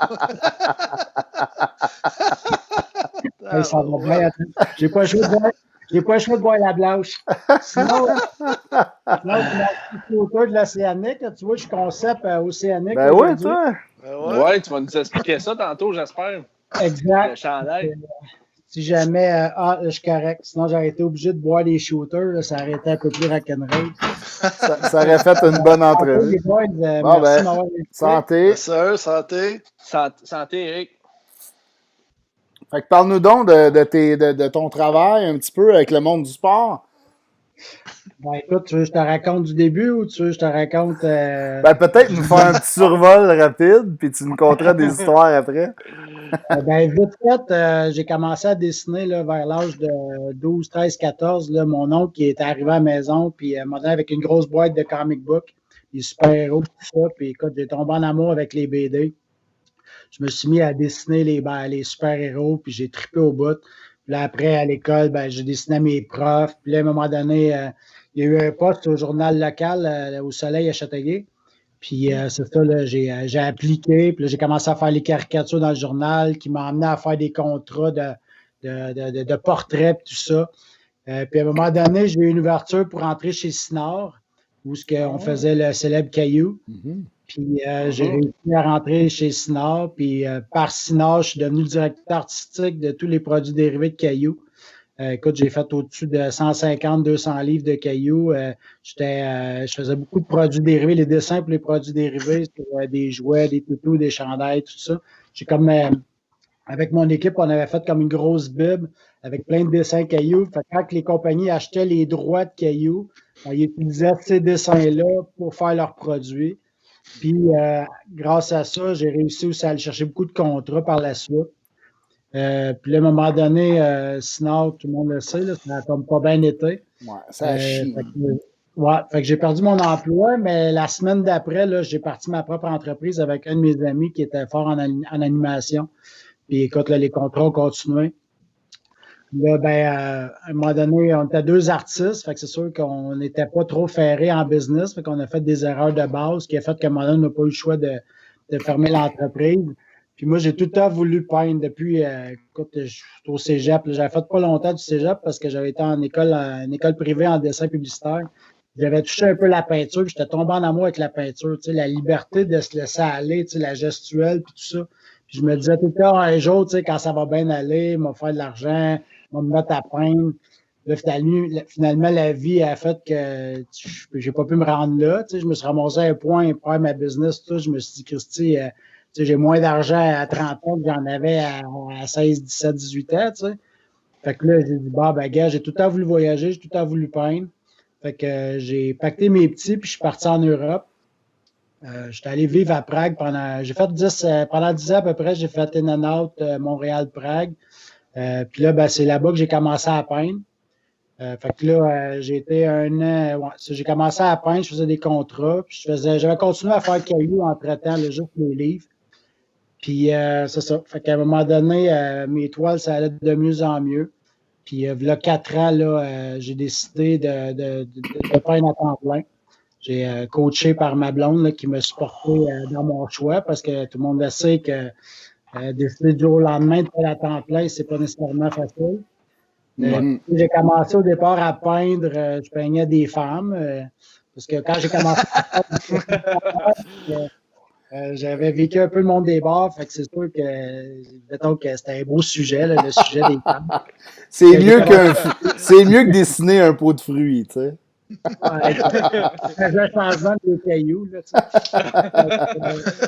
C'est un peu drôle aussi, tu sais, parce que les gens voyaient mes peintures, puis là, après, ils voyaient mes cailloux, puis là, ils ne pouvaient pas faire le lien entre Sévigné qui fait des femmes puis Sévigné qui fait du caillou. Mais bon, tu sais, c'est ça. Fait que, puis là, ça, j'ai fait des animaux, j'ai fait certaines expositions. J'avais toujours en tête de peindre, faire du sport, tu sais, de peindre des, tu sais, au début, j'avais des idées de femmes avec sport. Puis à un moment donné, je disais, ce serait cool, tu sais, juste de faire du sport, parce que moi, je joue au hockey depuis que je suis tout petit, tu sais. Fait que ça a tout le temps fait partie de moi-même.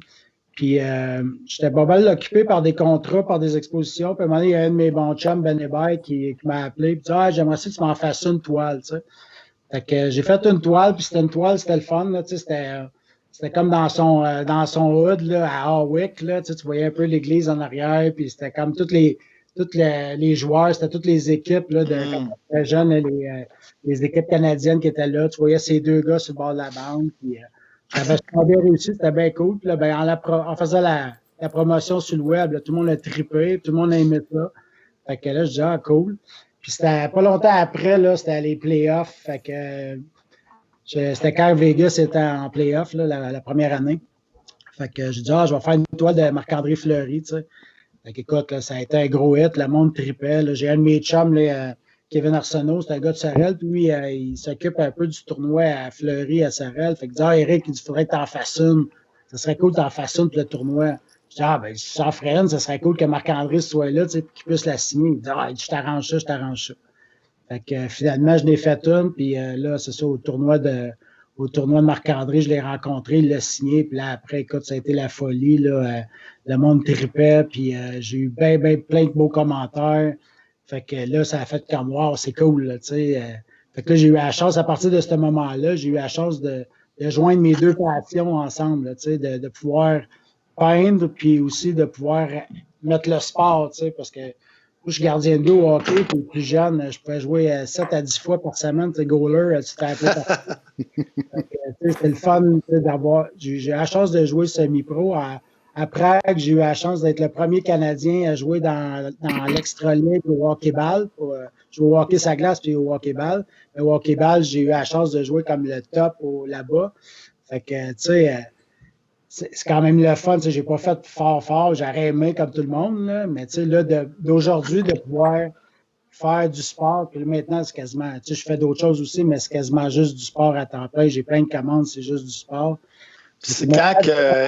De côtoyer les joueurs aussi, là, écoute, c'est très au bout, là. Ça, j'allais te demander justement, Éric, tu dis que tout a starté avec la peinture de Fleury là, à Sorel, puis à cet événement-là.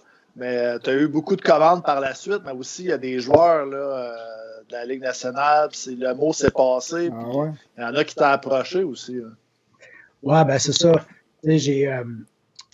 J'ai eu la chance, c'est ça, avec Marc-André Fleury, de faire pour leur tournoi. Là, après, je me suis fait approcher pour d'autres événements, dont un de mes Marc Lavigne, là, qui est agent de joueur, qui m'avait approché pour un tournoi de golf.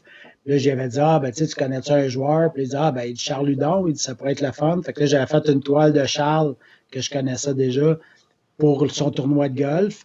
Puis là, c'est ça. Fait que là, j'ai rencontré Charles, qui plus tard, Charles m'a appelé pour me dire, j'aimerais ça que tu m'en fasses une, parce que j'aimerais remettre parce que, tu sais, Charles, on le sait, quand il compte un but, il fait un signe pour un de ses amis qui est décédé. Ouais. Mm-hmm. Fait qu'il va faire une toile de lui pour remettre aux parents de son ami à son tournoi de golf. Beau geste. Hein. À un moment donné, j'avais fait une toile de Kotkaniemi pour sa séance d'autographe. Pour une séance d'autographe chez TW Sports Card qui était à Répentigny. Et puis, moi, j'ai pas pu être présent cette fois-là, mais écoute, il a trippé sur ma toile, puis là, il me cherchait sur Instagram, puis là, on a commencé à jaser sur Instagram, puis là, il m'en a commandé une pour lui. À un moment donné, j'ai fait un tournoi du Jack Saloon avec mon frère Guillaume Lecandresse était là. Fait que Guillaume, il a vu mes affaires, puis il m'a suivi, puis là, il en voulait lui aussi. Fait que j'en ai fait 3 belles là, de 3 équipes pour qui il a joué. Et on les voit aussi quand il fait le podcast La Poche Bleue. Des fois, quand il est dans son salon, tu as fait 3 toiles pour les 3 équipes qu'il a joué avec le Canadien, le Wild. Puis, on les voit à l'écran. Mm-hmm. Wow. Là, j'ai eu la chance. C'est ça. J'ai eu la chance. Écoute, ça, c'est mon beau-père. Sa voisine, Ruth Anne Lajoie, qui est la mère de Martin Mondoux, propriétaire des Tataracs, qui a montré ma toile de Fleury à Martin, puis là, parlait de moi, montré mes affaires. Puis là, il en voulait une. Fait que grâce à ça, j'ai eu la chance de faire une toile pour leur tournoi de golf lors de leur 50e anniversaire, qui m'a amené à faire la toile du 50e anniversaire pour l'équipe, qui m'a permis de rencontrer M. Courteau, qui m'a permis de faire la toile du 50e anniversaire du junior majeur. C'était un gros événement pour toi. Si on peut en parler un peu de cette toile-là du 50e, Jules Courteau qui t'a approché. Il y avait des joueurs là, quand même de renommée. Ah ouais, c'était fou là, cet événement-là. Rencontré aussi. Hein. Ah ouais, ça trippait. Écoute, moi, c'est un peu mon initiative, celle-là. Là, j'ai fait un print, puis moi, je fais signer ma toile. J'essaie de rencontrer, parce que là, t'as les 5 joueurs principaux qui sont sur la toile. T'as Lafleur, Lemieux, Crosby, Giguère, puis Samuel Girard. Puis là, t'as tous des petits chandails qui font tout le tour. Puis c'est un chandail par équipe. C'est sûr que ça a été difficile de choisir quel joueur qu'on prend pour chaque équipe. Mais t'as un chandail pour chaque équipe.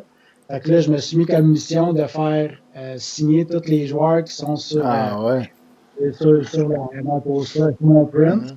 Là, à date, j'ai réussi, j'ai Lafleur, Giguère, Girard, j'ai... Le Cavalier aussi, hein? Le Cavalier, Fleury, Le Temps. Wow! Quand même, là.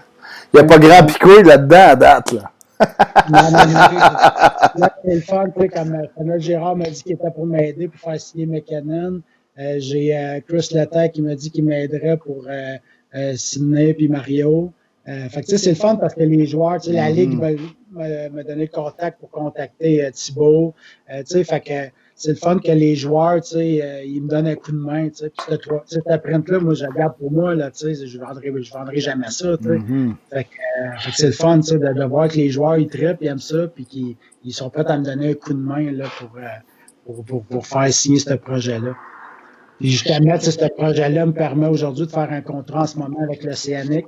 Donc, pourquoi je fais un petit peu de promo. Ma casquette au cas. Tu nous en parler un peu du projet avec l'Océanique. Pas vraiment, c'est ça qui arrive. Là. C'est un peu. Sur ce que tu peux. Parle-nous de qu'est-ce que tu peux. Je t'arrête de faire une belle toile pour l'Océanique. Là, je travaille là-dessus. Si tout va bien, j'aimerais ça qu'on puisse faire le dévoilement là, début décembre. Tout va dépendre avec eux aussi, là, comment c'était leur horaire de temps, comment eux voient ça au niveau du marketing, de la promo, tout ça. Mais écoute, je suis vraiment satisfait jusqu'à maintenant. Jusqu'à maintenant, ça va être vraiment un beau projet. Là, puis, l'année passée, j'ai vraiment trippé là, parce que quand ils ont fait, je ne m'attendais pas à ça pantoute, mais quand ils ont fait le retrait du chandail de Crosby, moi, je sais pas trop, je pense, j'étais parti, je revenais de voyage. Ouais, je revenais de voyage.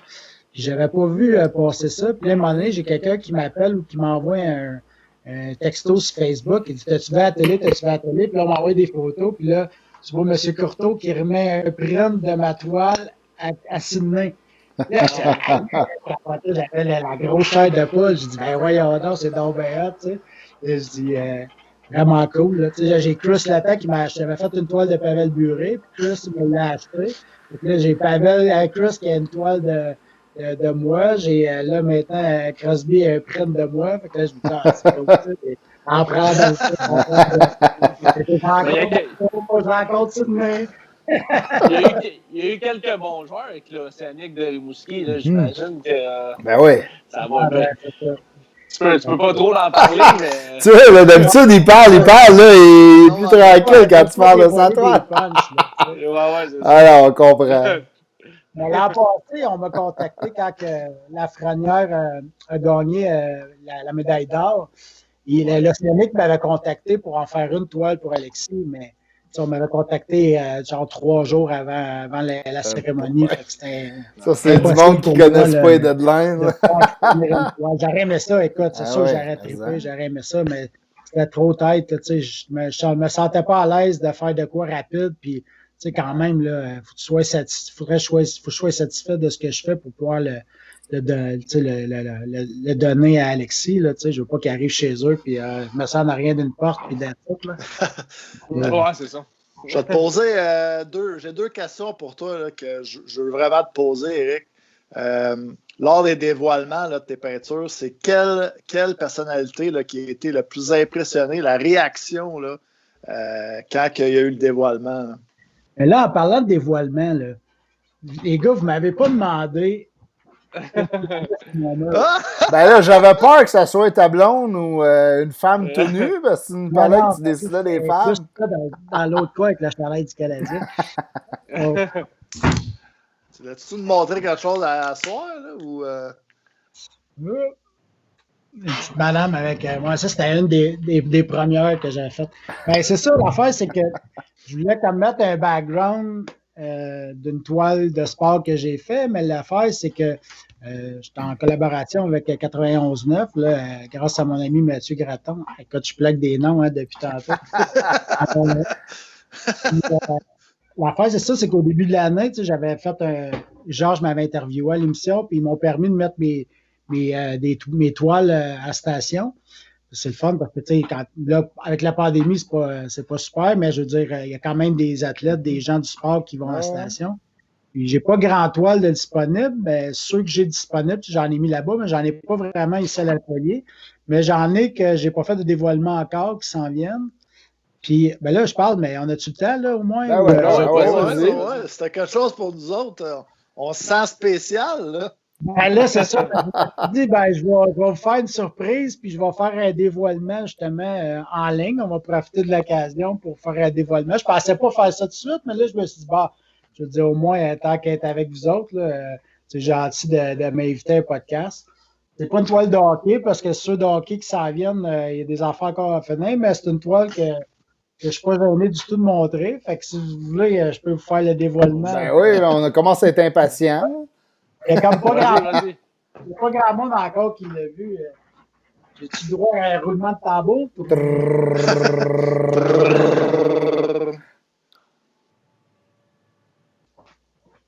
Et voilà. Oh, wow! Oh, Nice. shit! La Ferrari. Ouais, donc c'est un hommage à Niki Lauda. Je vais me rapprocher là, pour montrer un peu. Là. Je sais pas si on va ce qu'on veut voir. Là. Très cool. Moi, j'aime ça. Moi, j'aime ça parce que tu as ton propre. Tu as comme ta petite signature sur toutes tes toiles qu'on fait en sorte que quand on regarde une de tes toiles, on le sait tout de suite, c'est une toile d'Éric Sévigny. On te reconnaît. Tes traits qui dépassent, là. Je ne sais pas comment le dire, là. C'est sûr que je ne sais pas, là, je vois à peu près avec mon laptop. Là, je sais pas si on voit. Ouais, on voit la roue, là, ouais. J'aime beaucoup de faire le mouvement, sentir le mouvement. Je fais avec un crayon, là, aller chercher comme plus de mouvement encore. C'est sûr qu'avec c'est encore plus vers ça que je veux m'en aller parce que avec mon caillou, c'était vraiment. Non, mais attends une minute, je vais m'en regarder, mais avec mon caillou, là, c'était vraiment. J'ai tout été très méticuleux dans mes dessins.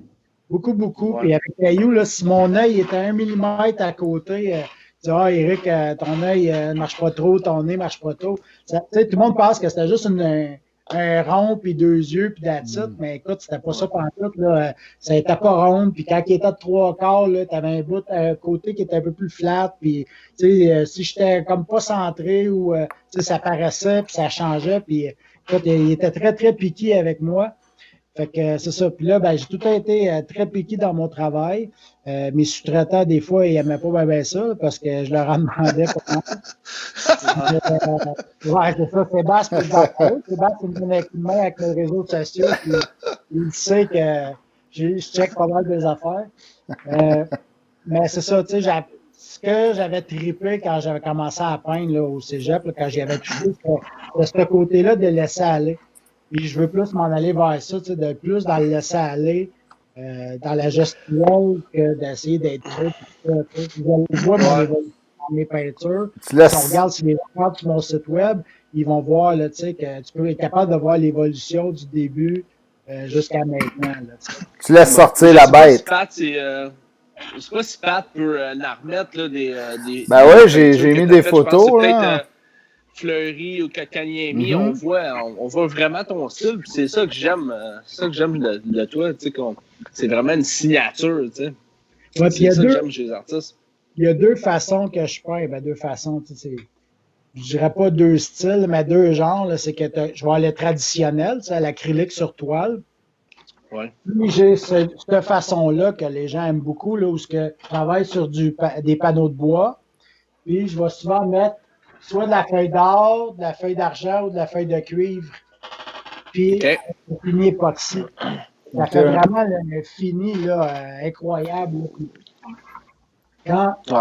C'est sûr que là, vous ne le verrez pas, mais en personne, quand tu le vois, là, quand tu vas de côté, là, de 3/4, là, t'as comme l'impression, là, quand tu la regardes ici, mettons, là, je sais pas si on le voit, là. Ouais. Mais tu regardes, là, tu as vraiment l'impression que de la profondeur, que mon logo est en arrière, que mon cheval sort, que ma roue est vraiment comme en avant. C'est comme si ça serait en 3D un peu. Okay. Ça vraiment, là, écoute, j'en ai fait une de Grand Fear, justement, pour la première de son film. Là, on l'a montré. On la voit à l'écran. Précédemment. Ouais, c'est ça. Puis avec le masque en arrière, là, puis quand tu la regardes live, tu as vraiment l'impression là, que Grant est comme en avant du masque.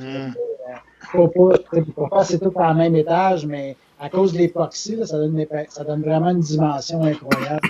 Ah, c'est cool, ça. J'adore ceux de la tendresse, les 3 de la tendresse. Là, c'est solide. Les trois à côté de l'autre, je trouve ça solide ensemble. Ouais, ben, ça fait le coup que j'avais fait pour un autre de mes chums, là, c'était Ovi qui se lapait sur Patrick Roy dans l'autre. Fait que, tu sais, ouais? OK. on les a mis chaque côté de son foyer.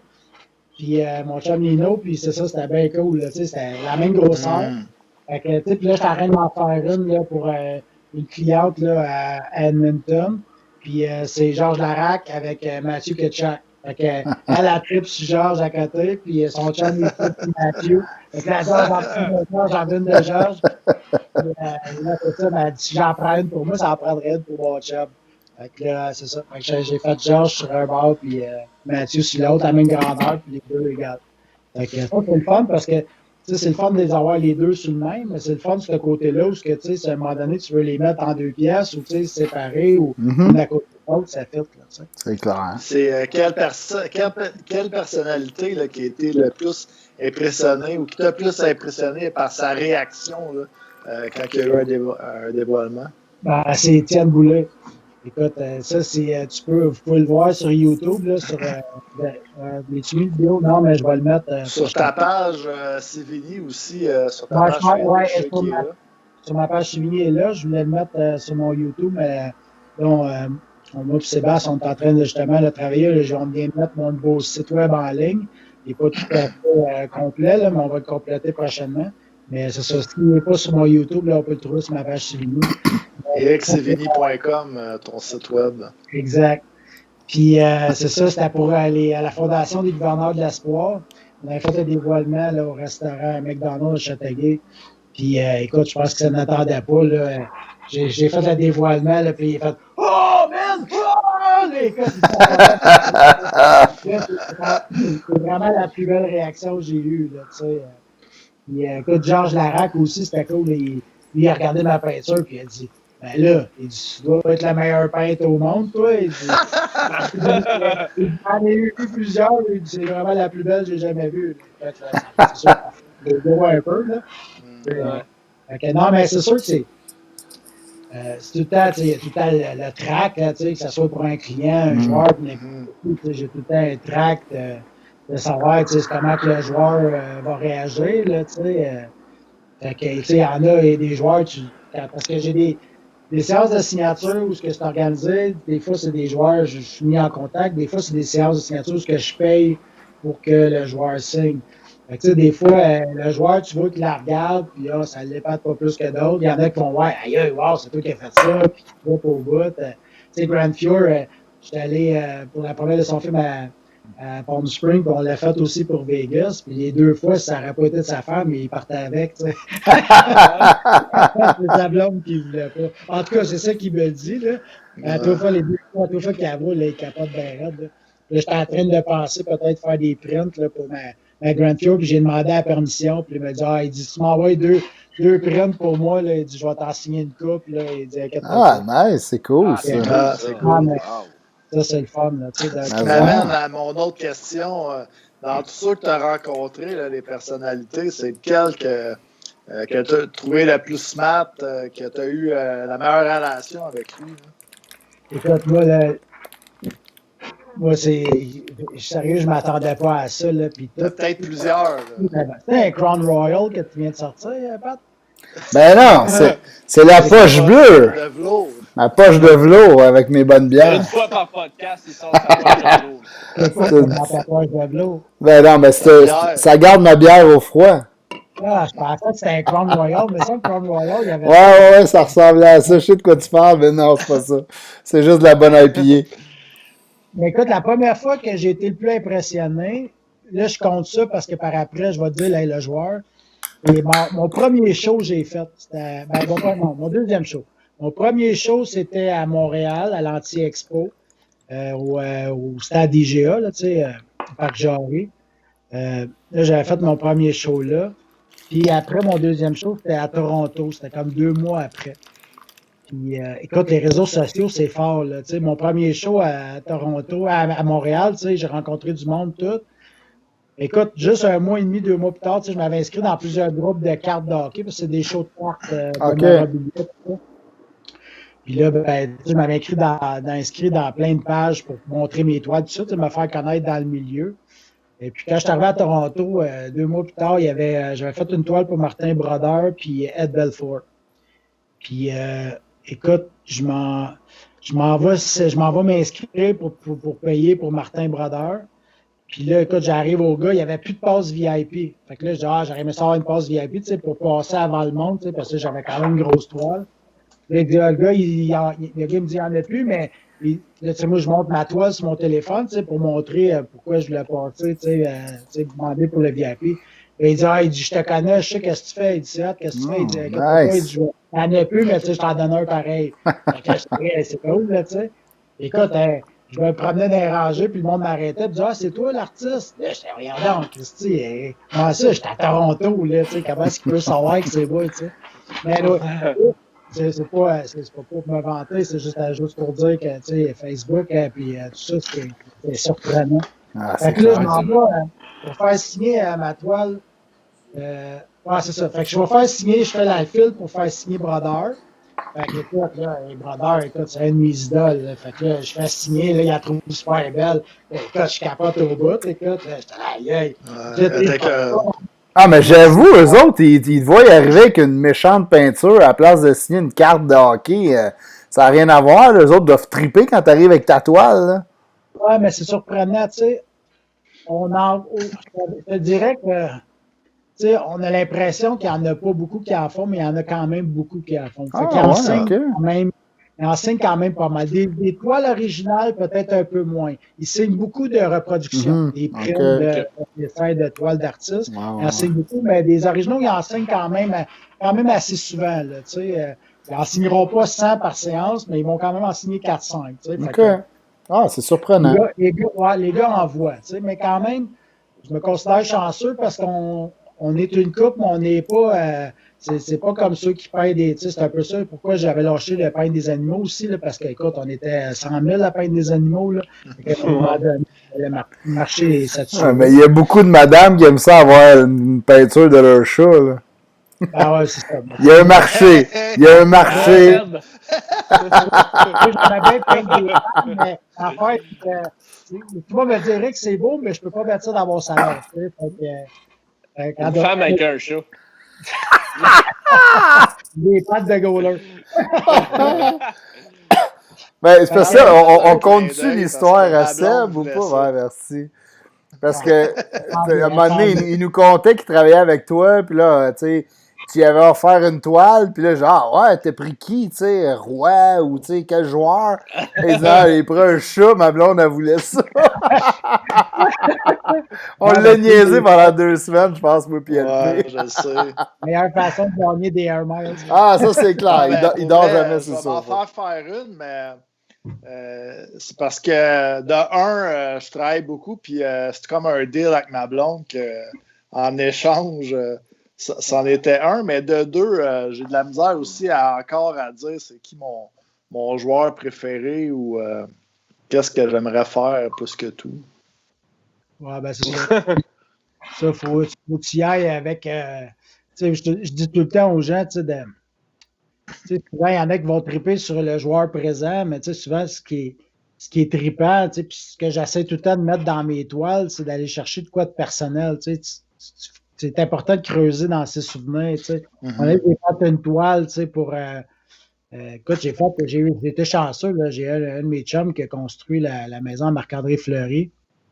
Puis il m'a demandé de faire une toile pour Marc-André, comme cadeau, comme quoi qu'il a construit la maison. Ça, je ne peux pas la mettre sur les réseaux sociaux. Mais tu sais, c'est ça, tu sais, j'ai fait, ils ont trippé, mais tu sais, j'ai fait comme Marc-André qui joue au hockey avec sa femme, ses enfants, avec les chiens. Puis là, dans la toile, j'avais caché comme 3 coupes Stanley pour les coupes qu'il avait gagnées. Tu sais, là, c'est sa femme qui est dans le but. Tu sais, Marc-André est à côté, chandail des Screaming Eagles. Sa femme est dans le but avec le chandail Team Canada. Tu sais, puis là, j'avais mis là-dessus des Jeux de Vancouver.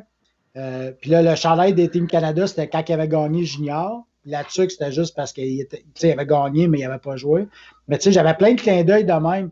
Okay. Écoute, quand ils ont vu, ils trippaient bien raide. Puis là, la blonde de Marc-André m'avait dit, tu savais, elle dit, tu savais-tu que quand j'étais jeune, les gars, parce qu'elle connaît Marc-André depuis toujours, puis elle dit, quand j'étais jeune, c'était moi qui gaulais, tu sais. Fait que, tu sais, moi, j'ai été vraiment pour être cute, mais tu sais, elle m'a dit, non, je faisais ça, tu sais. Puis j'avais fait une toile, un autre, à un moment donné, pour un de mes chums avec qui je jouais à Prague. Son chum, lui, il jouait pour le Tornado de Luxembourg, je pense que c'est Division 2. Puis, c'était un cadeau de mariage. Fait que, tu sais, j'avais fait. Lui, il tripait ses Blackhawks de Chicago. Fait que là, j'avais fait lui qui scorait contre un goaler. C'est comme le parc ou dans le Luxembourg. Là. Fait que là, tu voyais comme un peu la genre de chapelle ou je sais pas trop en haut de la montagne parce que c'est comme surélevé. Puis là, lui, il score contre un goaler qui est comme le suit de Belfort. Puis là, t'as sa femme, elle tripait, elle a comme un cheval, puis elle tripe. Fait qu'ils sont comme dans le parc. Fait qu'elle est habillée en robe de mariée avec comme la pancarte avec un cœur. Il y a comme son cheval que tu vois pas loin. Tu sais, c'est tous des clins d'œil qui fait que. Ah, c'est hot. Tu sais, comme mon chum que j'avais fait, tu sais, c'est ça, tu as ses enfants sur le bord de la bande, tu vois l'église du village, tu sais, t'as tous des petits clins d'œil à quelque part. Un autre, j'avais fait, tu voyais comme le gars, c'est chandail des Hallers qui scorait contre un saut de un goaler, c'était habillé en Marc-André Fleury, si tu veux. Puis, il m'avait demandé de mettre le logo du mag sur le patin, le surnom de son gars sur le chandail en arrière. Des petites affaires de même que c'est plus que juste une toile, tu sais, ça vient de chercher, tu te la regardes, ça vient de chercher un peu, là, tu sais. Non, ça fait. Ouais. Puis même, je te dirais, mais vous me le dites si je parle trop, là. Non, vas-y. Moi, j'ai une question pour toi après, pardon. Ben, j'écoute, j'ai même pas fini de répondre à la question que tu m'as posée. Vas-y. Ce que je m'en allais dire, c'est qu'à un moment donné, quand j'étais à Prague, justement, tu sais, je me disais, tu sais, à un moment donné, on essaie tout le temps de trouver comme, tu sais, un but dans notre vie. Puis, tu sais, quand je me suis décidé de peindre à temps plein, je me dis, je fais tout ça juste pour moi, tu sais, ou, tu sais, ça j'emmène-tu de quoi au monde ou quoi que ce soit, là, tu sais. Puis, à un moment donné, un de mes chums m'avait demandé de faire une toile pour lui.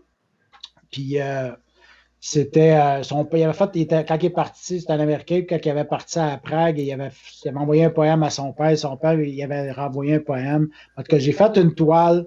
J'avais fait une toile pour lui qui représentait comme lui, son père, et tout ça. En tout cas, fait que je vais aller droit au but, pas trop perdre de temps, mais mon chum, tu sais, même shape que moi, quand même assez bâti, tu sais. Puis quand j'ai fait le dévoilement, écoute, il est parti en pleurs. Puis là, je suis tombé sur le cul, tu sais, parce que moi, je me posais la question, tu sais, mes toiles, ça amène-tu quoi? Là, j'ai vu qu'écoute, là, il y a de l'émotivité là-dedans. Là, je me disais, tu sais, dans le sport, vas-tu être capable, tu sais, d'aller chercher la même émotivité? Puis écoute, sérieusement, là, je te dirais là, que ça fait au moins 3 toiles que je fais des dévoilements, là, puis les propriétaires des toiles, là, écoute, là, les larmes, là.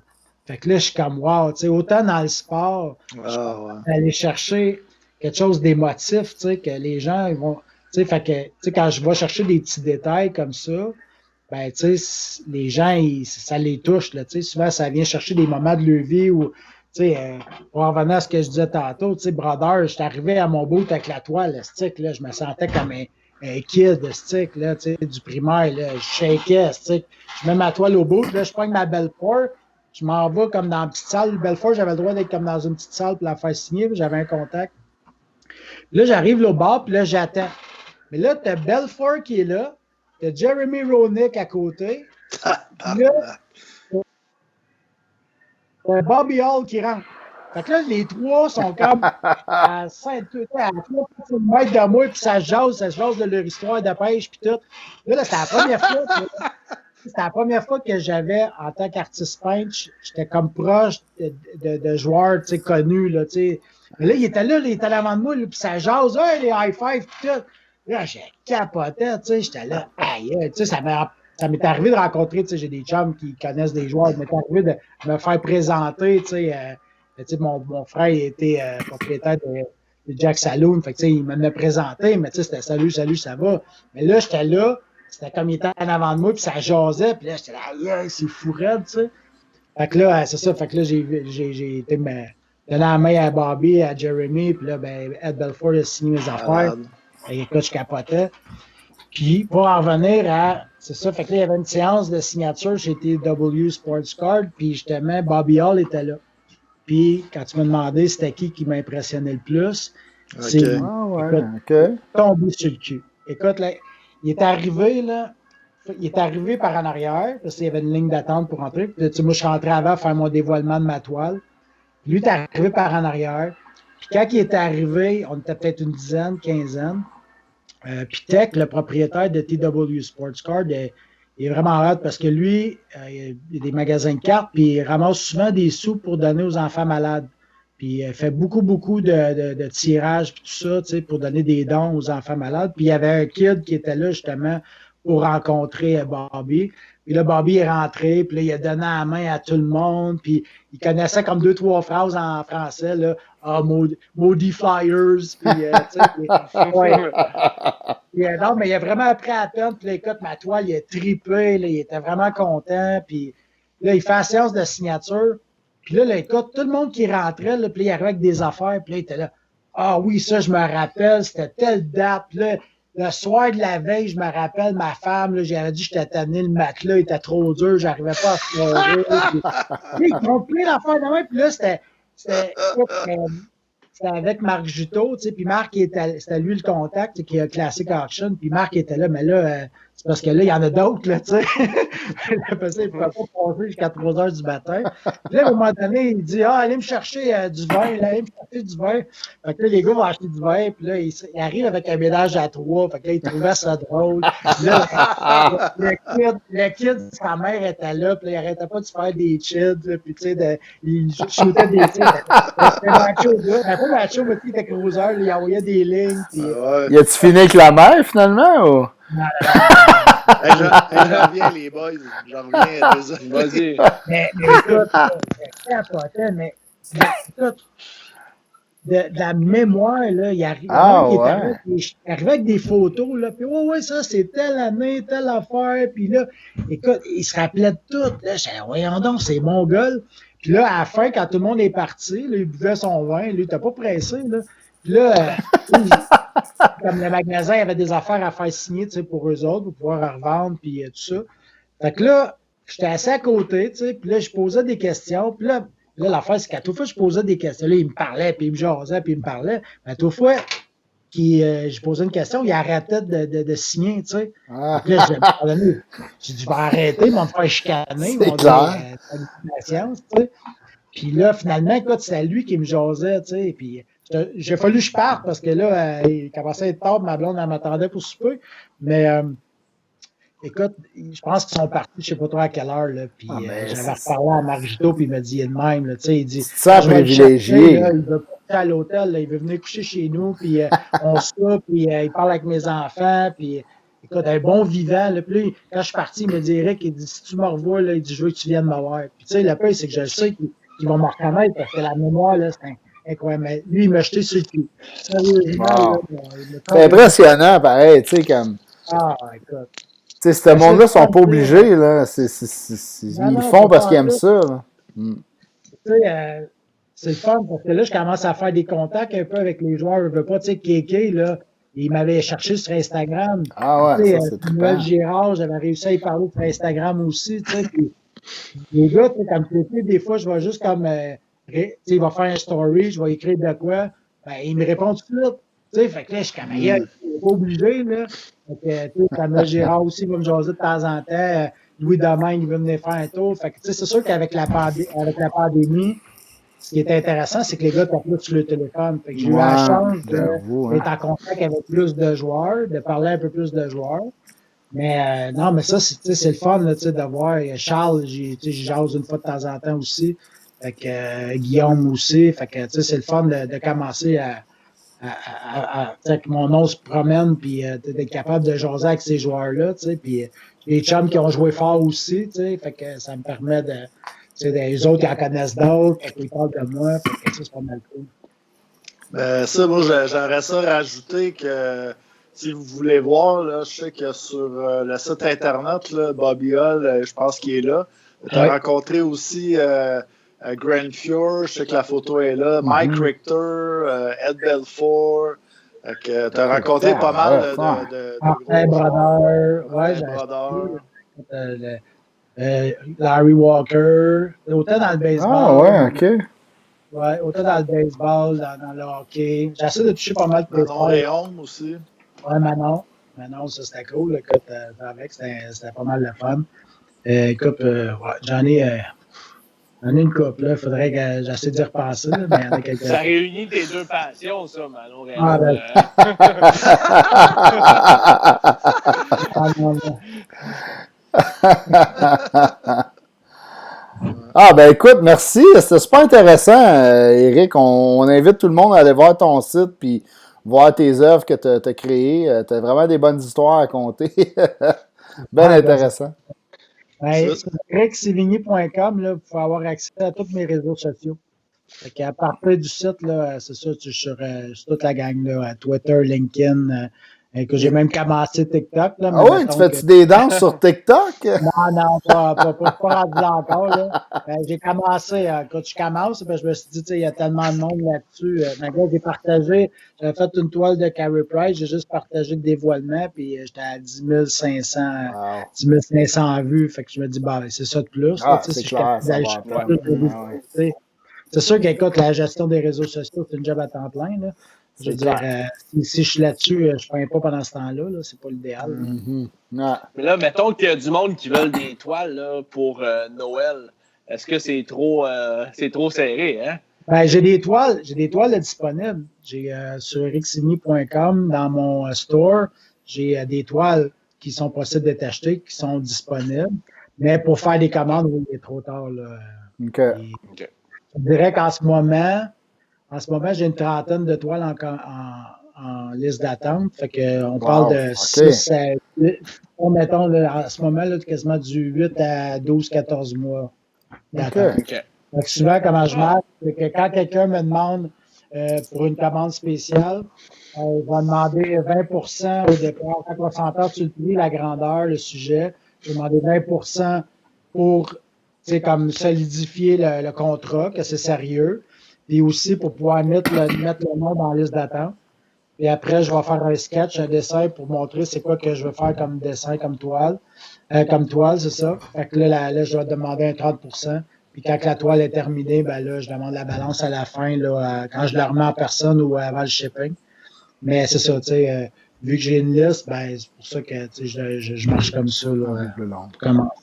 Mais j'en ai disponible. OK. Pas une tonne, là, mais j'en ai quelques-unes. Puis j'en ai aussi là, de mes toiles d'animaux aussi. J'ai quand même fait des très beaux animaux. Là. J'ai des toiles d'animaux qui sont disponibles aussi. J'ai des toiles de femmes aussi du départ là, que j'ai. LP est déjà sur ton site. Là. Celle-là de Mike Richter, Grand Fjord, Manon Réaume, entre autres, qui sont signés, qui sont disponibles à la vente. Il y a aussi Zach Ertz, qu'on peut voir, qui est joueur football des Eagles. Mm-hmm. Et puis, vous pouvez aussi aller jeter un coup d'œil là, dans la section galerie. Il y a ceux qu'Éric a fait dans le passé, qui peuvent aussi vous donner une idée si jamais vous voulez faire une petite commande là, pour le futur.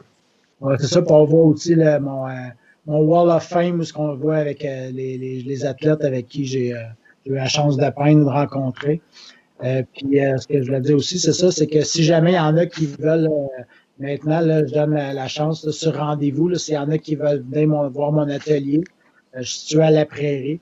Donc, s'il y en a qui sont intéressés à passer, là, juste sur rendez-vous, j'ai un petit showroom, là, j'ai mon atelier, puis j'ai un petit showroom où les gens peuvent voir mes toiles.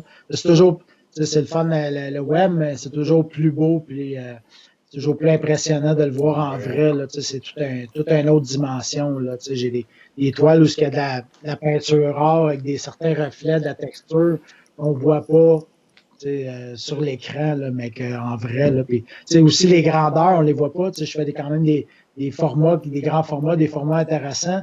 C'est sûr que quand on voit une image, on n'a aucune idée vraiment c'est quoi l'ampleur, la grandeur. Là, j'ai déjà fait des toiles de 5 pieds par 10 pieds là, pour les clients. Là, Noël s'en vient, là, c'est des beaux cadeaux, là, c'est le temps. Oui, exact.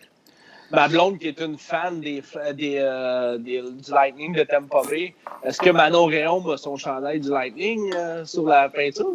Exact. Ben oui, c'est sûr. Bien sûr. Pas mal belle J'espère qu'elle n'écoute pas, là. Peut-être que ça va me tenter. Eh ben, merci Éric d'être passé à notre podcast. C'était bien intéressant, c'était bien le fun. Puis merci pour le dévoilement aussi. Ah ouais? C'était gentil. Très cool. Ça me fait plaisir. Super belle, elle était 40, sérieux. Très cher. Ouais, j'étais vraiment content aussi. Là. J'en avais fait, la première que j'ai faite de Formule 1, c'était pour le Salon de l'Auto. Là, écoute, ça doit faire 2 ans, ouais. Puis là, ben, j'avais bien trippé, puis j'avais eu des beaux commentaires. Puis là, je voulais en faire d'autres. C'était soit Schumacher ou Lauda, mais là, avec le décès de Lauda, là, parce que c'est une toile que c'était pas une commande. Fait que, tu sais, des toiles, j'en ai plusieurs que je veux faire pour moi-même, tu sais, pour moi, pour la vente, mais tu sais, j'ai tellement de commandes que je peux pas prioriser mes affaires. Fait que j'ai fait comme sur le side, là, souvent, mettons, pour pas, j'ai de la peinture sur sur ma palette, ben, au lieu de la gaspiller, ben, je prends mes toiles, puis je vais continuer mes toiles à côté. Fait que, des toiles que je vais faire de A à Z, c'est juste une toile, focus. Puis il y en a d'autres que, je vais travailler sur plusieurs toiles en même temps, là, des années. Ah, ben là, on verra pas, là, mais j'ai plein de toiles, là, tout alentour de moi, là, Fait que, pour pouvoir passer d'un autre à l'autre. Puis des fois, si je gosse trop sur un, ben là, des fois, juste de changer, je reviens après, ben, ça travaille mieux, là. Les mots d'un artiste sage. Je vous invite à suivre sur sur mes réseaux sociaux puis sur mon site web. Là, c'est ça, mon nouveau site web, c'est cool parce que là, maintenant, là, je vais avoir une section là, événements pour tout ce qui est les événements qui s'en viennent. Fait que là, quand je vais avoir les dévoilements, ben, je vais les annoncer là. Puis justement, le dévoilement de l'Océanique, là, quand on va avoir une date, là, je vais l'annoncer sur mon site web là, puis sur mes réseaux sociaux. Et quand même, même avec la pandémie, il y a quand même beaucoup de projets qui s'en viennent. Là, j'ai plusieurs séances de signature. J'aurais pu faire signer des joueurs, mais faut que je passe mes commandes avant. Là. Il y a certains projets comme l'Océanique, quand ils t'appellent pour faire une job, j'ai pas le choix de passer devant ben non, ben là, c'est des événements spéciaux. Là. Mais ça, c'est à voir sérieusement. Là, je suis vraiment. Ben, on a bien hâte. Le dévoilement, es-tu prévu à une date précise ou? Comme je te disais tantôt, ça dépend du marketing. Début décembre, là, c'est dur. C'est jamais évident de dire une date précise. Je peux travailler. Des fois, ça peut super bien aller. Puis des fois, tu penses que ça va bien aller. Puis tu es pogné avec un visage, c'est plus dur que l'autre. Puis c'est jamais pareil. Là. Fait que, mais j'ai hâte de l'avoir, en tout cas. Moi, en tout cas, j'ai hâte de l'avoir. Ah, moi aussi. Écoute, là-dessus, on commence à manquer de temps un petit peu. Mais merci. Non, c'est correct, c'est super intéressant.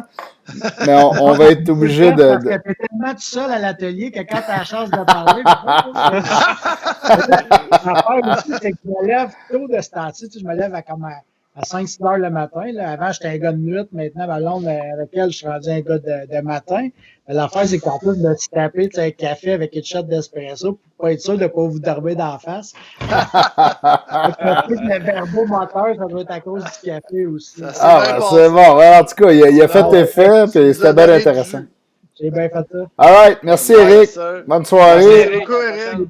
Santé, bonne soirée. Merci. Salut. Merci pour tout. Merci à vous autres. Ciao. Bon, c'était cool, ça. Bien sûr. Fait que là, je pense que j'aurais pas le choix d'acheter le Manon Réon. Elle doit être plus Vinny le Cavalier, elle, non? Ouais, elle veut un chandail de Vinny le Cavalier. C'est ça. Bon, au moins, elle connaît ça, c'est bon. Elle connaît son hockey, c'est le fun. Ouais. Sinon, y vas-tu avec les alignements? Ben écoute, Claire qui est rendu, moi, je suis en train de me demander si on fait pas un petit Habs-bin, puis parce que les alignements, j'ai l'impression que ça va être long, puis écoute, on peut garder ça pour la semaine prochaine, on a le temps masse. Ouais, je ferais ça. La saison n'est pas commencée. Juste avant ton Habs-bin, par exemple, tu es allé pisser 2 fois, c'était à mon tour. Fait que je vous laisse jaser, combler du temps. Moi, je vais m'en retenir. All right, je reviens. Je sais pas qu'est-ce qu'elle a, la bière aujourd'hui, Tabarouette, où il y a de quoi dans l'eau, là, mais de la misère. En attendant, on pourrait peut-être parler de Stéphane Waite, là, qui il a dit que Carey Price aurait environ une 50aine de matchs, puis Jake Allen une 30aine de matchs. C'est quelque chose qui a de l'allure, ça, d'après toi? Ou, Ben ouais, moi je pense que ça a de l'allure quand on le dit, ben on en a parlé, là, tu sais. Moi, c'est ça que j'avais. j'avais donné une cinquantaine de matchs à Carey Price, peut-être le reste, 32 matchs à Jake Allen, mais comme que Stephen White a dit dans l'entrevue, ça va dépendre de la saison. C'est tout le temps ça, dans le fond. Voilà. Il n'y aura peut-être pas 80 matchs non plus l'année prochaine. Non, en effet, ça se peut qu'il n'y ait pas 80 matchs, mais ça dépend tout le temps de la saison. Puis si le Canadien est en retard un petit peu dans le classement, ben ils vont faire plus jouer Carey, là, c'est sûr et certain, mais on s'entend tous pour dire que le classement va être quand même condensé. Donc, probablement que les chances de faire jouer Jake Allen vont être plus nombreuses. Mais je suis d'accord avec toi, mais les performances de Jake Allen vont aussi décider si on fait jouer Price plus souvent. C'est comme c'est ça. 30 matchs, quand même, un scénario optimiste, je trouve. Ben, il va falloir que, dans une saison normale, il va falloir que le coach du Canadien donne des matchs à Jake Allen, pas nécessairement juste dans des matchs, dans des scénarios de deux matchs en 2 soirs. C'est ça. Il va falloir qu'ils mettent Jake Allen dans des matchs, mettons qu'on a une semaine, on a juste, mettons, 3 matchs distancés ou juste 2 matchs. Ben, Jake Allen, il va gauler un des matchs, c'est tout. Exact. Mais je pense que Jake Allen il s'approche plus d'un gardien numéro 1 ou d'un bon numéro 2 que Keith Kincaid ou que Anthony Emmy. Moi, j'ai aimé dans la partie de l'entrevue où il a vraiment dévoilé, puis c'est rare que le Canadien fait ça, là. Ils sont un petit peu plus discrets sur la discussion à l'interne. Puis là, il a vraiment parlé des discussions que lui avait eues avec Bergevin, qu'il voulait au moins un B, un A, B, C, il cotait les gardiens. Un A, c'est un très bon gardien, c'est un numéro 1 assuré. Un B, c'est comme un bon gardien qui peut devenir un B, mettons. Puis sinon, t'as les C. Puis il allait même pas jusqu'à D, là. Fait qu'on comprend que les Kincaid, puis tout ce qu'on a eu dernièrement, c'était des C. Ouais, c'est ça. Puis là, il a dit qu'Allen, c'était un B, puis c'était probablement un bon B, Fait que c'est cool, ça. Ouais, ben c'est ça. Je pense que, comme il l'a dit, il était dans le haut de sa liste. Comme il a dit, Marc Bergevin, il y avait une liste de joueurs dans toutes les positions, que ce soit défense, attaquant, gardien. Puis ils ont pas mal frappé là, dans le haut de leur liste dans chaque position. Donc, je pense qu'ils sont optimistes pour la prochaine saison. Ouais. Donc, on y va-tu avec le D'accord, on y va-tu avec le... Ah, c'est bon ça. Je vais partir la petite promo. Ouais. All right. Le segment Habsbin, une présentation de Groupe Air Force, les pros du nettoyage de vos systèmes de ventilation, thermopompe et air climatisé.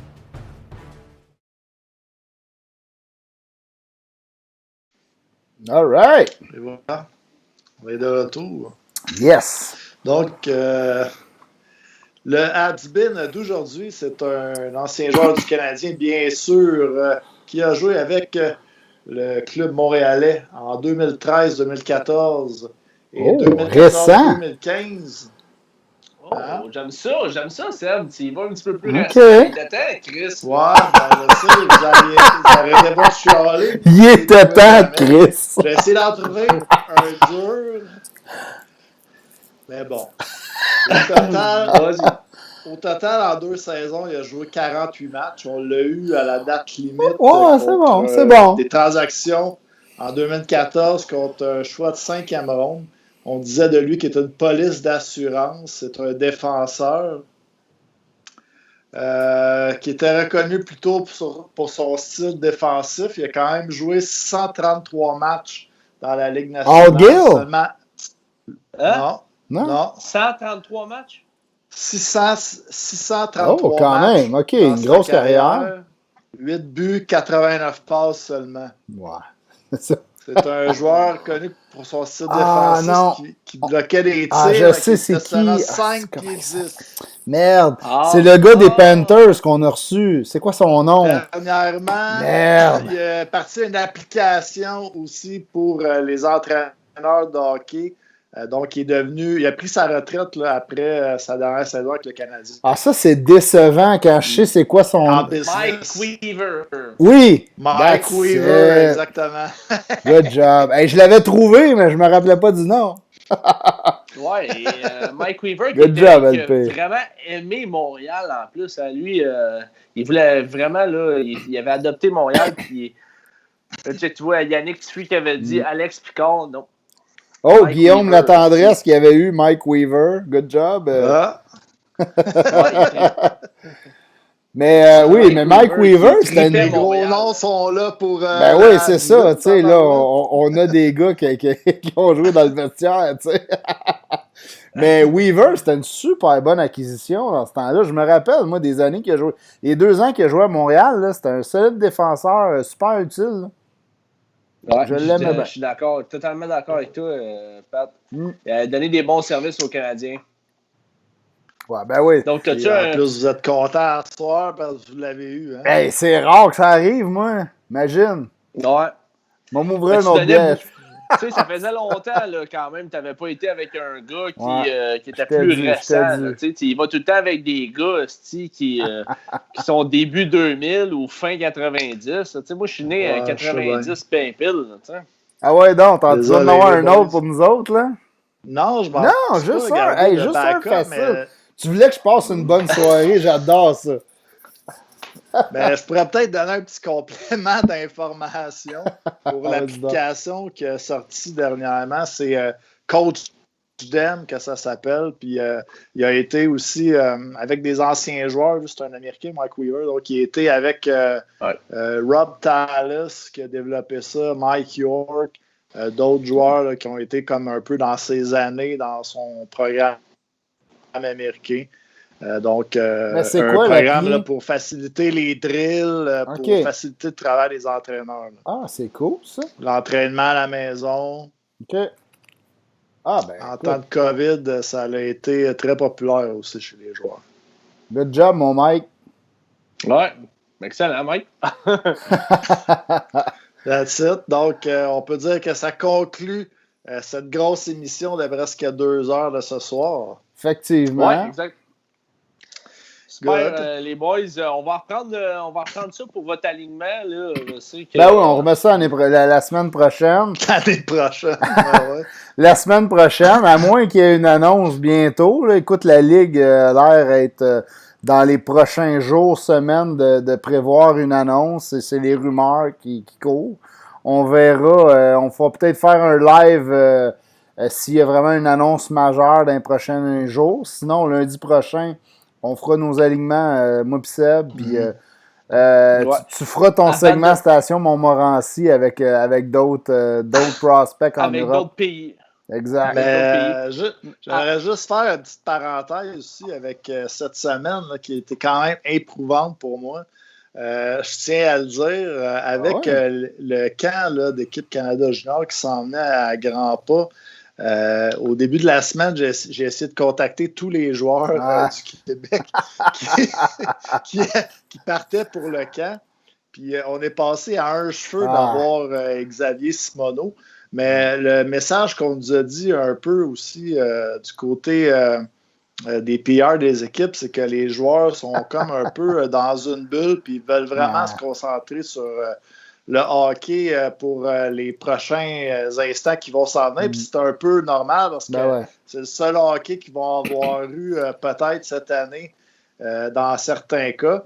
Parce qu'il y a des ligues, on le sait que le Québec, ça joue, mais pas le reste du Canada. Mm-hmm. Mais sinon, on aimerait ça pas mal obtenir des joueurs là, qui sont des anciens qui ont joué avec l'équipe Canada. Donc, je lance le message. Tantôt, tu as nommé Yannick Tuffi ou Guillaume.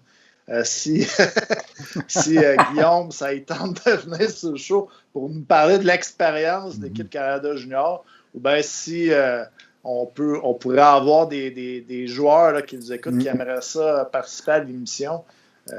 On aimerait bien ça faire un petit spécial là, parce que c'est le hockey qui s'en vient là, pour nous. Ouais. Mais Seb a travaillé fort, puis écoute, on comprend aussi là, un Xavier Simoneau.